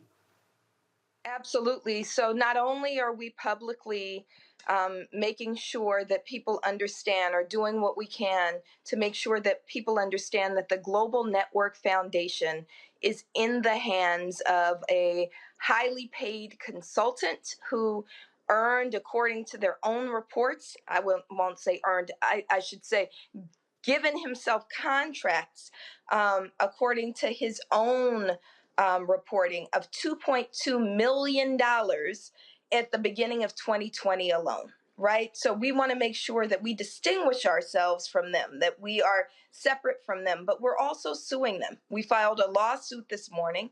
We know that when people donated to Black Lives Matter very generously in 2020, especially, but also through the last 3 years, that they were donating in order to contribute to the work that's being done on the ground, to the work that's being done to end qualified immunity, and the work that's being done to build a Black infrastructure in cities like Buffalo, to the work that's being done in the names of our stolen loved ones to topple unjust political systems and systems like prisons and policing. And so those dollars should rightfully belong to those who birthed, built, and are fueling the movement, as well as our platforms. So people might notice a shift in what they see on Black Lives Matter social media. That's because in March of this year, again, a usurper, one of these highly paid consultants named Shalomia Bowers, logged us out of our own social media and is now using consultants to post on the platforms that we built over the last 9 years. The BLK Lives Matter platforms are in the hands of someone who is not Black Lives Matter, who in fact is a consultant that never had their boots on the ground, who never has been in the streets, who's never put their lives and their careers and their bodies on the line, but is using our work and the names of our loved ones to enrich himself. So, look, this was, or even when Patrice was on my show last year, maybe it was in 2020, I was still just totally confused who did what, who was what, and it was all over the place. And so, as a part of what took place today, she released a statement. This is part of it. She says, "When I stepped down from the BLM Global Network Foundation in May 2021, I left a transition plan meant to ensure that grassroots retain the social media accounts as the forward-facing body of BLM, being handed the financial assets to advance the movement and continue to be the body that represents Black Lives Matter." I mean, isn't part of this situation where we're in right now is because it was convoluted in the first place in terms of who was doing what, who was over what. And so now you're left at a place where the money was going to the foundation. The foundation was supposed to disperse it to these various entities. And now she leaves, and now, you know, someone else takes over it. And so now it's sort of like all over the place. But you didn't have a continuity of leadership. Because even when she left, you didn't actually have a team that was left in place. Like it was hell for me just to even find out who the hell to talk to. That's right. That's right. And so there were two people who were very trusted that were named to be the senior executives of the Global Network Foundation. That's Makani Temba and Monifa Bandele. Unfortunately, the same political consultant refused to open up the books to them. So they said, "I don't want that mess." And they were actually never onboarded to lead the Global Network Foundation through this transition. Listen, when Black Lives Matter was born in 2013, when it came out of our collective rage when George Zimmerman was acquitted in the murder of Trayvon Martin, we were all just stepping into our sacred duty. We were building what we said was a movement, not a moment, right? And it took some time to develop structure. I was fully committed, and many of us were fully committed to continuing as a movement, not a moment. But this Global Network Foundation was kind of formed to receive these resources. And it was important that the boots on the ground also had a name and an umbrella. And so actually before the 2020 uprisings, we decided to assemble ourselves as a collective of chapters under the banner of BLM Grassroots, because there had been another consultant who we thought was misrepresenting Black Lives Matter, and we wanted to draw that distinction. When Patrice took the helm back after the 2020 uprisings commenced, there was kind of some better coordination and clearer vision. But then when she stepped down again in 2021, it caused an additional mess and opened up the way for, again, this usurper to seize control because he seeks to enrich himself. So y'all are suing them. You're suing them to gain what? We're suing them for the dollars. We're suing them for the social media platforms, which were actually built and maintained long before there was a Black Lives Matter Global Network Foundation, right? BLK Lives Matter on Twitter and Instagram started very early in our work. 2013, 2014, we start gaining followers. So we built up these platforms. I was the main one who posted to our BLK Lives Matter Instagram, which has 4 million followers, right, who are looking for the work that we do on the ground. So we're suing for the return of those platforms, and we're suing for the return of our name. So they need to stop representing themselves as Black Lives Matter. They're really damaging our reputation. They're saying things that are harmful and hurtful and contribute more to the trauma of families. And this is not who Black Lives Matter is. So we're suing for, again, the dollars, the social media platforms, and our good name. Questions from my panel. Let's see. I'll start with Erica. All right, thank you so much for connecting with us this evening. And I saw that there was a piece that Black Lives Matter, the Global Foundation, had, I guess, done an insight philanthropy on yesterday. So just really interested in seeing, they're posting like, it seems like every, 2 or 3 hours via Sprout Social. So my question for you would be, you say you're suing to get that capital that you yourself have sweat equity into. Those consultants that are posting, out of curiosity, are those white folks? Are you all familiar with them? And how much are they being paid to do what they're doing currently? So I've never been on the inside, and thank you for that question. I've never been on the inside of the Global Network Foundation. I don't really know with certainty how much folks are being paid and who the folks are. I can say that the board is populated by 3 people, and the person who for some time maintained individual control, sole control over the board, is someone named Shalomia Bowers. He is not white. He is a Black person who practices Judaism and does not really connect with Black community. In fact, when we were in a more cordial relationship, he shared with me that he'd never even been to a protest. So this is who's kind of at the helm. You'll see that his firm, Bowers Consulting, is the #1 expenditure from Black Lives Matter Global Network Foundation. I don't know who the other folks are. I do know that there was some time when most of their consultants were in fact white. I don't know if that continues to be the case because I'm not on the inside and I don't have a friendly relationship right now. Thank you for your work. Thank you. Reese.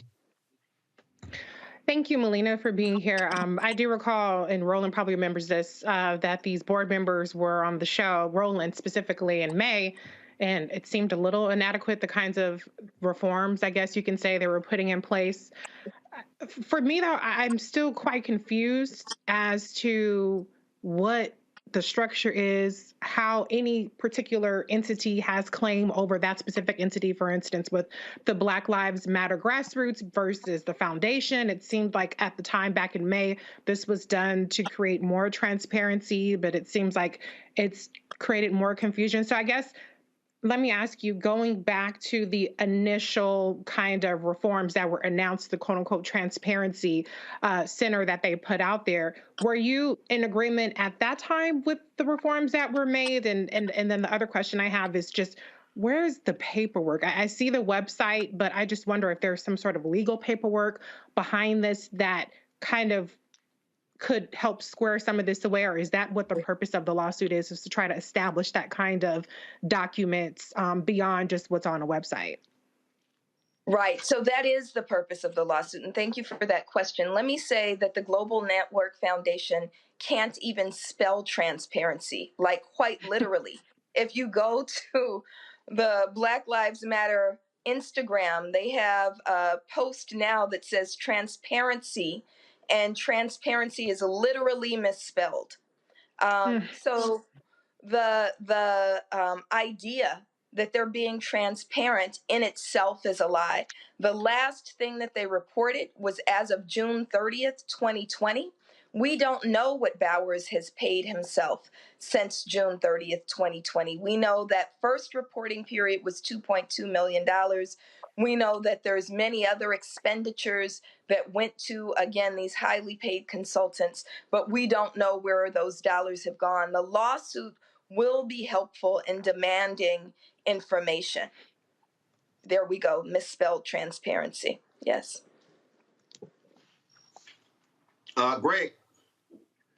Thank you, Roland, and it's good to see you, Doc. Good to see you, sis. And Good to see you, Dr. Carr.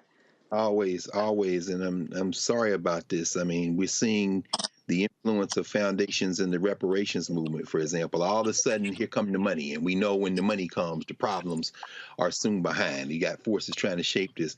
I guess, you know, my question is really around how you imagine this might possibly be and could be resolved in terms of this beyond obviously litigation and because of course they have posted today that Black Lives Matter Global Network Foundation alleging that the grassroots organization got a $7 million budget and there were $10,000 a month stipends put in, and of course these numbers begin to pile up, and the simple fact of the matter seems to be that once money is involved like that, then you can almost predict what's going to happen next. How, and of course, Alicia Garza has been here in the last month talking about the work that they're doing, the census, the Black Census Project, and all that kind of thing.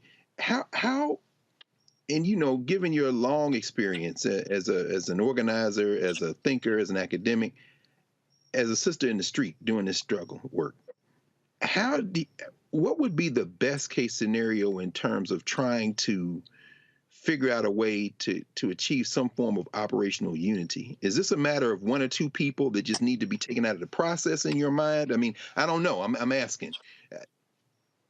So when we talk about operational unity, Dr. Carr, and you know this better than anybody, right? You have to start with people who are aligned basically in terms of vision. The people who are in charge of the Global Network Foundation right now have no interest in advancing Black liberation.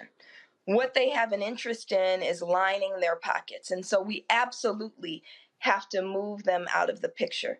Best case scenario, we're able to move the three of them out of the picture and create a board that really is grounded in community. I think it's a phenomenal idea to have a well-funded foundation, right, that is led by people who we trust. We were on our way there when you talk about people like Makani Temba and Monifa Bandele. These are people with decades of work put into Black liberation, right?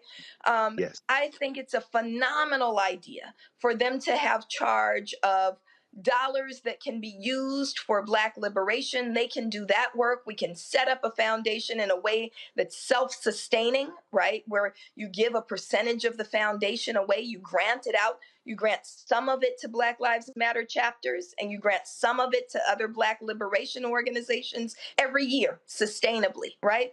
And then I think it's wonderful to have, a sister organization that is the boots on the ground, like Black Lives Matter Grassroots. The issue is they don't share our vision for Black liberation and are moving based on self-interest. So best case scenario, they will be moved out. Best case scenario, people who are in best case scenario, they will voluntarily say, you know, we're going to return these resources. The people, again, who struggle for it. I'll end by saying this. I think that their statement is meant to put targets on the backs of activists. They know very well what they're doing when they name me, right?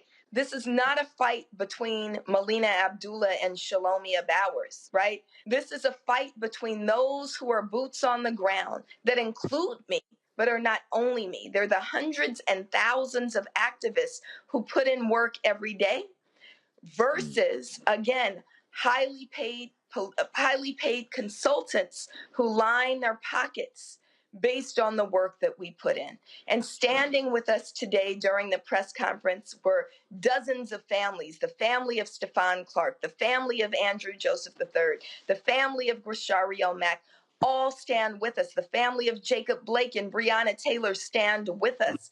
And they're demanding that the people who they know, who struggle alongside them, have the resources restored, have the dollars granted so that they can be trusted with making sure that the movement moves forward in the interest of Black liberation.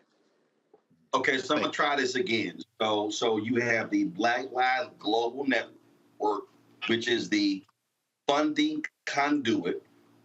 If people want to give, they weren't giving to Black Lives Matter grassroots. They were going to the Global Network Foundation, correct? Right. That's right. The Global Network Foundation is basically a fiscal agent. And so their responsibility was to dole out money to grassroots or to other organizations, correct? That's right. So the chapters, y'all have there are officially 26 Black Lives Matter chapters aligned with Black Lives Matter grassroots, correct? That's right. For the folks who don't know, because the name took off, they could not actually trademark the name. That's why there are Black Lives Matter organizations all around America that are actually not affiliated with the official Black Lives Matter entity, Global Network or grassroots, correct? That's right. Okay, so here's where I'm still now confused, because if the people who are on the Black Lives, if y'all are successful in getting them moved out, well, who the hell then picks a new board? You got to have an operating entity that's over a foundation. So who then picks a new board? So here's two options, Roland. Either there could be a board of people that are trusted, and we could help identify those people, or, which is the one that was the original demand and the original plan, actually, before Patrisse Cullors stepped down, the Global Network Foundation could shut down and just grant out all its money to the Black Lives Matter grassroots fund. Right. Got it. Okay. Can I ask a question? So I'll actually hold tight 1 second. So, okay. So the Black Lives Matter Global Network Foundation Board of Directors, they issued a response to you. They said we faced yet again another round of struggle for control of one organization. This time, people who say they love Black people and center abolitionist values, but whose action are furthest from movement principles of courageous conversations, reconciliation, and finding pathways for peace and understanding.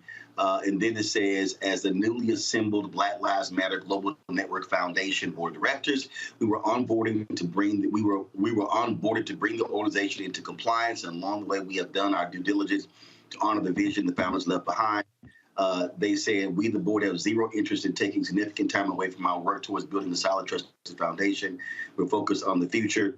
And then they said the foundation board requested on over 10 occasions private mediation or meetings with Melina Abdullah and BLM grassroots, including and regarding social media policies. We did so in order to stay true to the principles of abolition.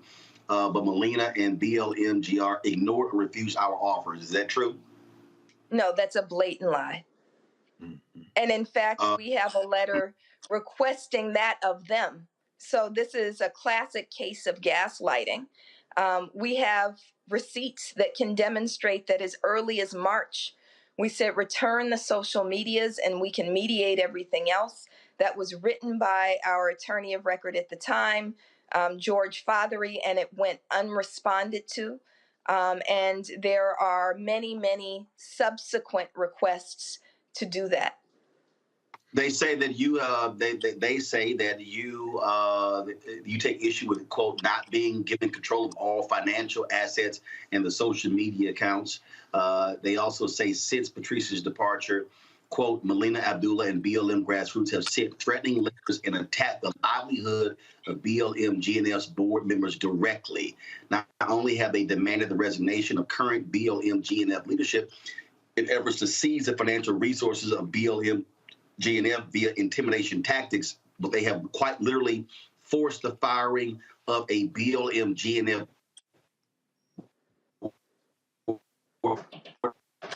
member from her job community. You respond to right. that? Yeah, that's another blatant lie. We did absolutely engage, and this is part of the calling in, right? We did engage in a movement letter that's remained private, right? 100 Black leaders signed on to a letter saying that Shalomia Bowers needs to step down. And so we have that letter. We've now released it publicly.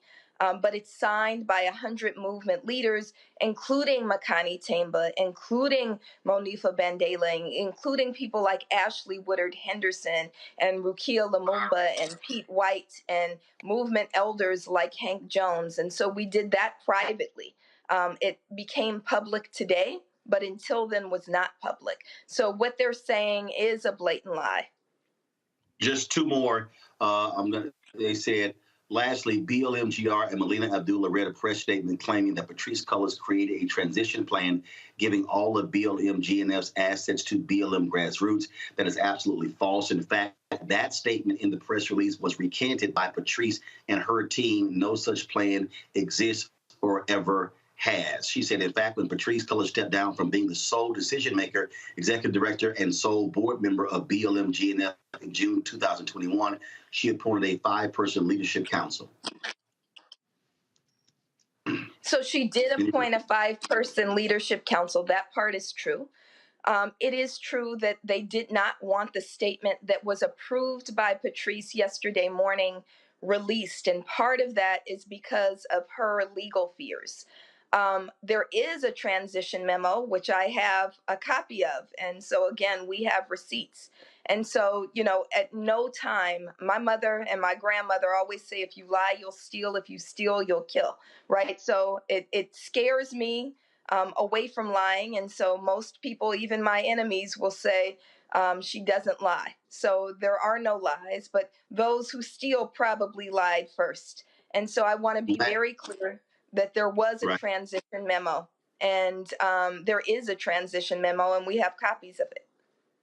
Last point here, they say, Bill, that your grassroots has received $7 million this year, and that also they said soundness in the decision not to transfer further assets of BLM GNF was reinforced when BLM GNF learned that BLM GR, which is your entity, grassroots, leaders were giving themselves $10,000 monthly stipend while claiming they were volunteer leaders instead of allotting those resources to either further developing their grassroots infrastructure or redirecting those funds to local organizers.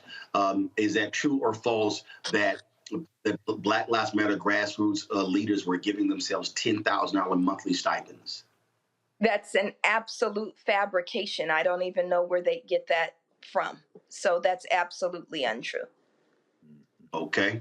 All right. Well, I certainly had said before to Shalom actually follows me on Twitter. I sent him a DM a few months ago. I've told the PR people I still would love to have them on because I still am absolutely confused. Reese asked the question. I'm still absolutely confused by the whole infrastructure. It is sort of all over the place. I'm still trying to quite understand it. I got a guess that's been holding for quite some time, but Reese, real quick with your question. Oh, my question just real quick is there an actual structure, organizational structure with some sort of bylaws or some sort of articles of incorporation for the grassroots side that is in the position to take over for the funding and the things that are kind of in dispute? So the Global Network Foundation claims transparency, but again, they can't even spell transparency. So I don't know what they have. I can say that Black Lives Matter grassroots absolutely has Melina, her question was for you, for grassroots. Do y'all have established hierarchy? Who's at the top? Who's number 2, number 3? Bylaws, all stuff that governs Black Lives Matter grassroots. We do. We do have bylaws. I want to close also. I'm sorry. Is that published? It should be, because we just filed for a legal status in California, which makes everything public. So I'm happy to share those bylaws with you. Okay. All right. I want to say though, Roland, I want to be clear about what they've done by using the platform that we built in order to attack us. And what that means, that with active threats that they're very well aware of on my life, and you've reported on this, that when they do that, when they have millions of followers, they're opening us up to physical danger. Our names shouldn't be put out for targeting without their names, without them also being on the line. So people should investigate who is Shalomia Bowers, who is Cecily Gay, who filed for bankruptcy 3 or 4 times and wears shirts that say things like, I'm billing you for this conversation. Who is Dejanay Parker, who is, you can look at her Instagram and see that she's basically a lingerie model, right? And what qualifies these people to be the leaders, the so-called leaders of the largest racial justice movement of our lifetime and perhaps in history. All right. Melina Abdullah, leader of Black Lives Matter Los Angeles with the Black Lives Matter grassroots. We appreciate it. Thanks a lot. Thank you. Wow. It is certainly unfortunate that that all of this is going down.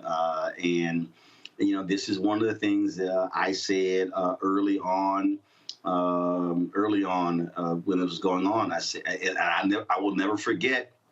There were a lot of people that were talking about,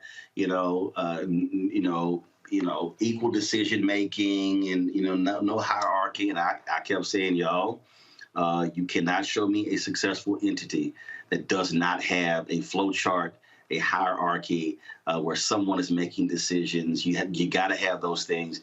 In many ways, they were trying to build an entity on the fly. They were always sort of like running behind, trying to catch up and grab the tail because this thing took off. And there were numerous times where I told other activists privately, hey, focus on your infrastructure, because you can rip the NAACP and the Urban League and all these other Black groups. You can say they're not doing anything, but there's a reason they still exist. It's because they had infrastructure. They had rules. They had a hierarchy. They had processes and procedures. Doesn't mean they didn't go through problems.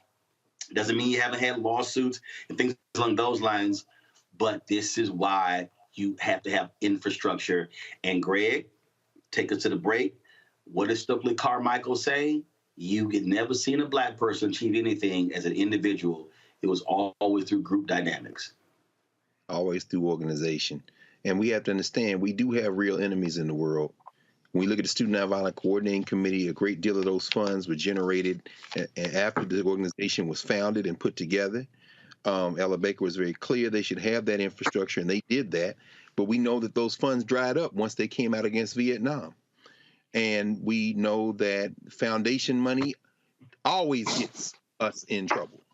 And unfortunately, in this letter from 100 activists, and many of those names are folks that I know and know pretty well, including Chokwe Lumumba's sister, Antar's sister, Rukia, who you heard her mention.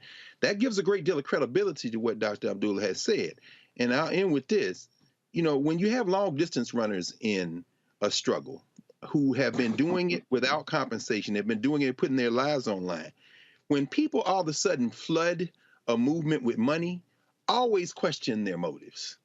This is what I'm thinking about when I mentioned the reparations movement at this point, where people are starting to be spokespeople and out here talking about reparations. But there are a lot of people still in prison. There are political prisoners. There are a lot of folks who have suffered as a result of being in the movement. When things start getting subsidized, you better, A, have your paperwork straight, as you say, and B, always operate as if this money will go away. Because movements aren't funded and subsidized. And again, I mean, thank you again, Roland. Black media, not just black media. What'd you say, Roland? You can't be black media and be scared? There's a particular type of black media. This is not a conversation for MSNBC or CNN, and this is why all kind of support has to come to the Black Star Network, because nobody is going to subsidize our liberation. And there's no other black, and I can't say it this, and this is not personal, but the reality is there's no other black-owned media company that actually has a daily show doing what we're doing. Folks, got to go to a quick break. We're going to come back. Pew dropped his new study, asking about reparations, asking black people about them, and they know, they believe their ancestors were enslaved. Some interesting answers. I got lots of questions. We'll have those next. Roland Martin on the Black Star Network.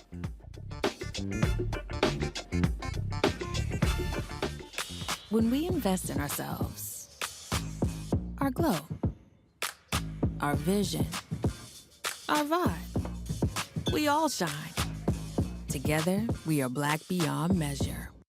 Can you believe the nerve of these Republicans? They only want to block progress for our community. They talk about cutting Medicare and Social Security. They played politics with veterans' health care. They voted against the George Floyd Justice and Policing Act and funding for our HBCUs, and against lowering prescription drug costs for our seniors. These Republicans keep trying hard to stand in the way, but President Biden, Vice President Harris, and Democrats won't let them. They are delivering for us. The Democratic National Committee is responsible for the content of this advertising. When we invest in ourselves, we all shine. Together, we are black beyond measure. Hi, I'm Israel Houghton with Israel, a New Breed. What's up, what's up? I'm Dr. Ricky Dillard, the choir master. Hey, yo, peace, world. What's going on? It's the Love King of R&B, Raheem Devon, and you're watching Roland Martin, Unfiltered.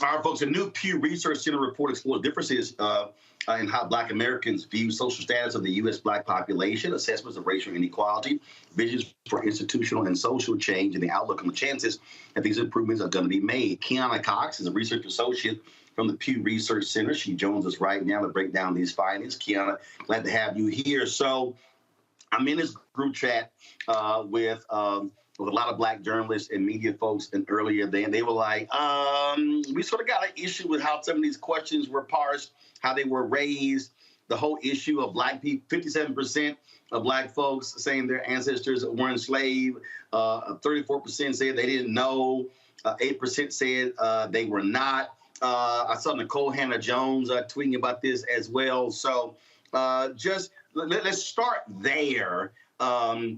With how that question was raised, and what did you see, and what jumps out at you with this research, with these responses from African Americans? Sure. So that question about knowledge about ancestors came from a report that we published back in April, which looked at how Black Americans viewed their personal identity and also how much they felt they knew about both U.S. Black history and their ancestral history. So the question was phrased in terms of as much as they know about their own history, to what extent do they know whether their ancestors were enslaved at all, be that in the United States or in another country, and we also gave them the option of saying, well, I'm not sure. So that question was, it was for them to evaluate their own knowledge in terms of their ancestral history. Gotcha. All right. So just give us the top line of this survey. What jumps out that for you the most? What jumps out? Sure. So in this new report, the thing that we felt was most important to communicate in terms of how Black Americans view their position in the country is that they are, on the one hand, have very clear critiques about U.S. institutions. They also have very clear ideas about pathways toward inequality. But at the same time, there exists this very broad skepticism that U.S. society can change, that any of those institutions will change, and that they will ultimately reach equality in the country at all. So there's this sort of this twofold view that comes out of this, that there are clear ideas about what's needed to be done, but also broad pessimism that any of it will actually happen. Okay. Reparations, one of the questions y'all asked about? Yes. And so we asked what was So we found that nearly 80% of Black adults felt that descendants of people who were enslaved in the United States should be repaid in some way. We found that among those who supported reparations, about 80% of them felt that educational scholarships and financial assistance for homes and businesses would be extremely or very helpful forms of reparations. We also found that about 60% of Black adults said that cash payments would be extremely helpful for them. So those were some of the questions that we asked. We also wanted to know, in their opinion, who bore the most responsibility for paying out those reparations. And nearly 80% of Black adults said that the federal government bore all or most of the responsibility for them. Let's see here. I know my panel has some questions. Greg, you go first. Thank you, Roland, and thank you for your work. I mean, when I saw the percentages related to the institutional overhauls, and perhaps I missed, I need to read it in some detail. I saw prison system, policing, courts, judicial process, political economic system, healthcare system. Was education an option? The educational system? We did not have an evaluation of education as an institution in that question. Although about 40% of Black adults did say that the quality of K through 12 schooling is an extremely big problem for Black Americans today. Thank you. Reese? Thank you for your work. Can you talk a little bit about how, even though there was a lot of pessimism, rightfully so, in terms of systemic change that's going to drastically or lead to equality for Black Americans, there was still a high level of Black people who responded that still believed in the importance of voting and, being civically engaged. Can you talk a little bit about those findings? Sure. So our approach to understanding Black Americans' visions for social change went in a few different directions. So we asked these questions about civic pathways to equality, how important, how effective of a strategy is voting, protesting, contacting your elected officials, or volunteering for organizations that are dedicated to Black equality, and also to what extent is supporting Black businesses effective. And out of all of those particular questions that we asked, about 60% of Black adults said that voting would be an extremely or very effective tactic for moving Black communities forward. In fact, out of all of the civic approaches that we talked about, both those that I just mentioned and also ones that are more aligned with Black nationalist approaches, such as all of the businesses in Black communities being owned by Black people, the establishment of a national Black political party, or all of the elected officials in a neighborhood, in a Black neighborhood being Black. Out of all of those approaches, voting certainly rose to the top. Erica. Yeah, thank you so much for this reporting. And what I found to be very interesting was the Black Democrats, Black Republicans. And so there were some differences there, but it seemed that that no matter the party affiliation, the question that you all posed around funding for police department was pretty close with Democrats and Republicans. Funding for police departments in their communities should be decreased. It seems like there was an equitable response there. Can you talk a little bit about if there were any follow-up questions around that, especially since given party affiliation that both groups seem to be pretty much in lockstep with saying that, yes, they do believe that funding should be decreased in communities for police departments. Sure. So there's actually quite a bit of uniformity around views on police funding that we found in our survey. So about 35% of Black adults thought that funding for police departments in their community should be increased. About 40% said that funding should remain the same, and about 23% said that funding should decrease. And we did ask a follow-up question to those who said they wanted funding to decrease. We said, okay, if you want funding to decrease, what should be the top priority for those reappropriated funds? And 40% of Black adults said that those reappropriated funds should go to medical services, mental health services, and social services. But to your point, there is very little variation in that and how those results parse out across all demographics of Black Americans that we surveyed. There's very little variation in terms of the majority of Black Americans want funding to stay the same or increase, and only about a quarter say that it should decrease. Thank you for your work. Thank you. Anybody got a follow-up? Yeah, I'll ask a quick follow-up. This whole crafting of this reparations question around those being enslaved in the United States I am firmly against this lineage-based argument, although I understand legally why it would be perhaps the best strategy, even as it would probably even fail legally in terms of legal challenge. But I'm wondering, in terms of remedy, how do you contrast this question around lineage-based reparations with the idea of institutional remedies, i.e. scholarships? Is your sense that the same people who might say that people who are descended from Africans who were enslaved in the United States should be getting reparations exclusively would want to preclude other Black people from receiving benefits, say, for example, like educational scholarships? Well, in this particular survey, we don't have data on whether or not people should be excluded from reparations programs. What we really wanted to measure was support for reparations overall. We also wanted to measure the extent to which people thought various forms would be effective and who bore responsibility. And we also, the final question that we asked in that reparations set of questions was about the likelihood that you would see reparations in your lifetime. And very few Black adults thought that they would. So we did not ask questions about exclusion or inclusion criteria for reparations, only support and forms and responsibility. I appreciate that. Thank you. All right, then. Well, Keanu, we surely appreciate it. Thanks a bunch. Where can people go to read the full report? Sure. If you want to check out our full report, you can go to pewresearch.org/Black Voices Politics, and you'll be able to read the full report and also look at some of our other work on Black Americans. All righty. We appreciate it. Thanks a lot. Thank you.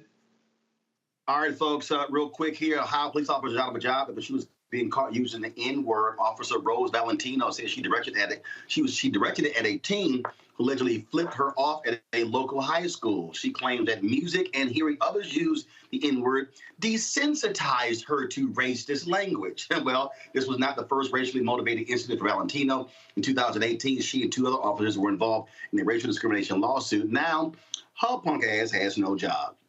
All right, folks, this story out of Georgia is crazy. A Black Georgia man who shot and killed a white teen claiming self-defense under the state Stand Your Ground law was found guilty of involuntary manslaughter. Mark Wilson got convicted of killing a white 17-year-old girl when he fired at a truck full of teens who Wilson says yelled racial slurs and tried to run him and his white girlfriend off the road in Statesboro, Georgia in June 2020. The jury found Wilson was not justified in using his legal gun when he felt threatened by the white teens. Wilson was acquitted of the more severe charges of murder and aggravated assault. The involuntary manslaughter conviction carries up to 10 years in prison. He'll be sentenced on September 20th. This is the thing here, Erica, when we talk about, stand your ground laws. He said they were trying to run me off the road. I'm trying to figure out, what the hell? Are you supposed to get run off? Yeah, stand your ground is very much so applicable to a specific group of people, and it's certainly sad that someone had to lose their life in this. You know, Statesboro is pretty much, lily white. They do have a college there, but I'm quite sure Rose Valentino would fit in perfectly in that community. So unfortunately for him, that comes as no surprise, that behavior. But again, I think that, we've talked about it on this show here, breathlessly driving while Black, and just remembering the same laws that do apply to some don't largely apply to all. So that he did not have that felony murder charge with the life sentence. And I think that I'd read that he was on house arrest, but that he'd been jailed and he's going to have to remain jailed until his September 20th sentencing. It's going to be really interesting to see how much time he gets, particularly that since this crime did happen in Lily White, Statesboro, Georgia. Greg, I got the sense you want to say something. No, I mean, shout out to his white girlfriend, Emma, what's her name, Rigdenware, who said she didn't hear anything, although she was scared of the truck trying to run him off the road. Said, damn, you can't back your mans up?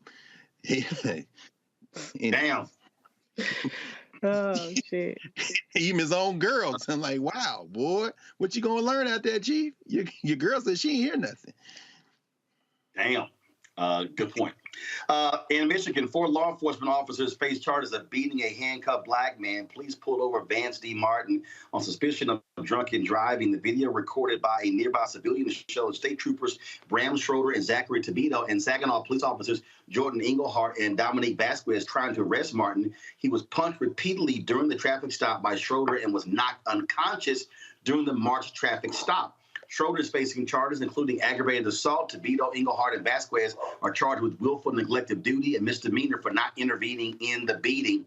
This right here, Reese, is, thank goodness video was recorded. That's why in Arizona, they passed that law. You cannot record cops within this 8 feet range. Probably based on that law, they couldn't have got this video.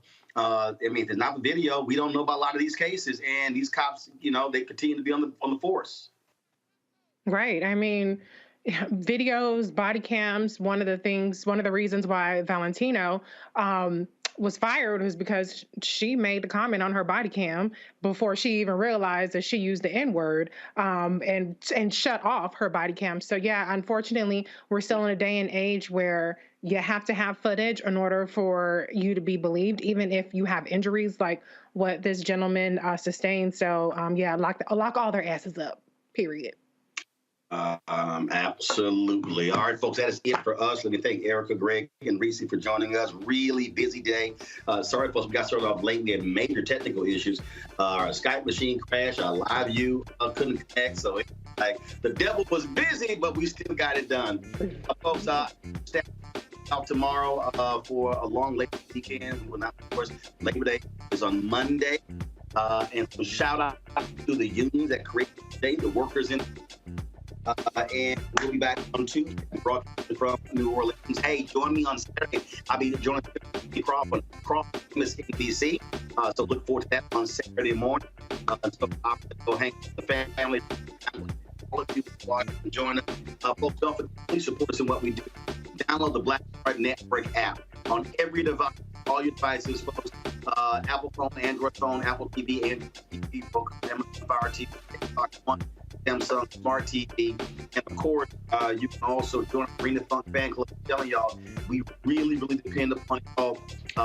We got to raise $100,000 each month in a year. Need your support. So please check money orders. Go to PO Box 5196, Washington, D.C. 2037-0196. Cash App is $.art.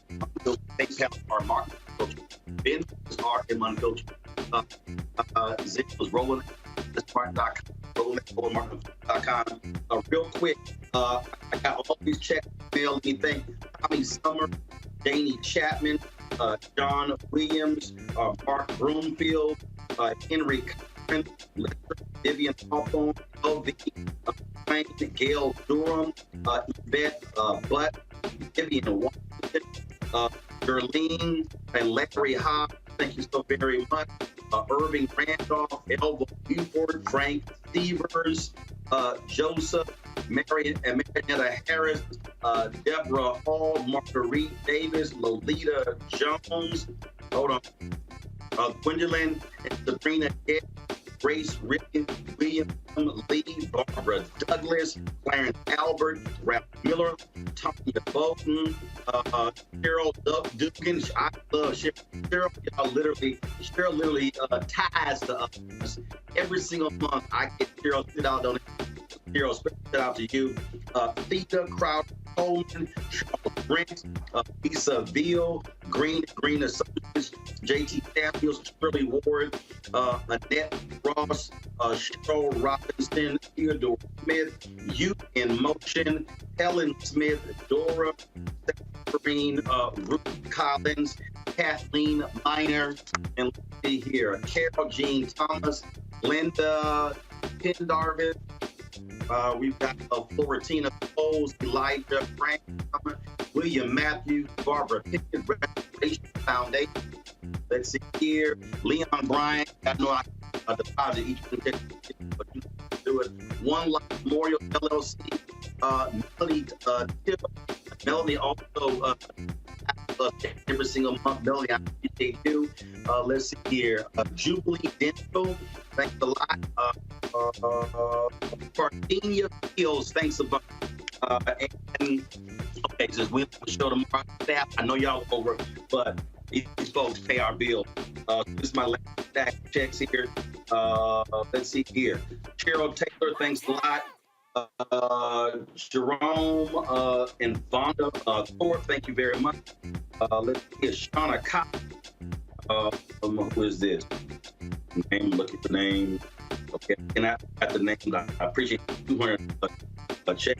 A bunch. Renee Gooden, Regina Reynolds, Davita Monaghan, Tony Lund, Sydney and Stella, and Terry Jackson, Richard Dieter, Kimberly Cargill Mitchell.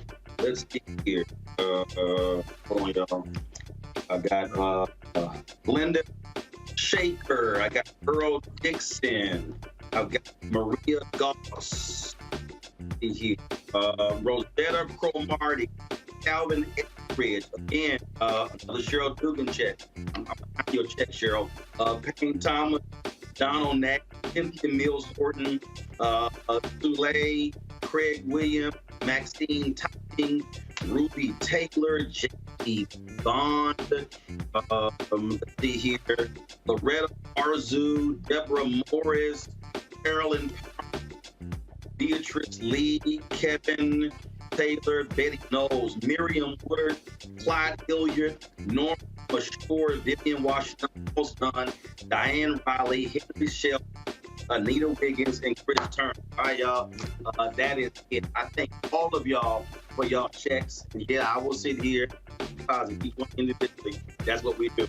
We appreciate y'all's support. Thank you so very much, folks. Y'all have a fantastic week. I'll see y'all from Crescent City, New Orleans. Holla!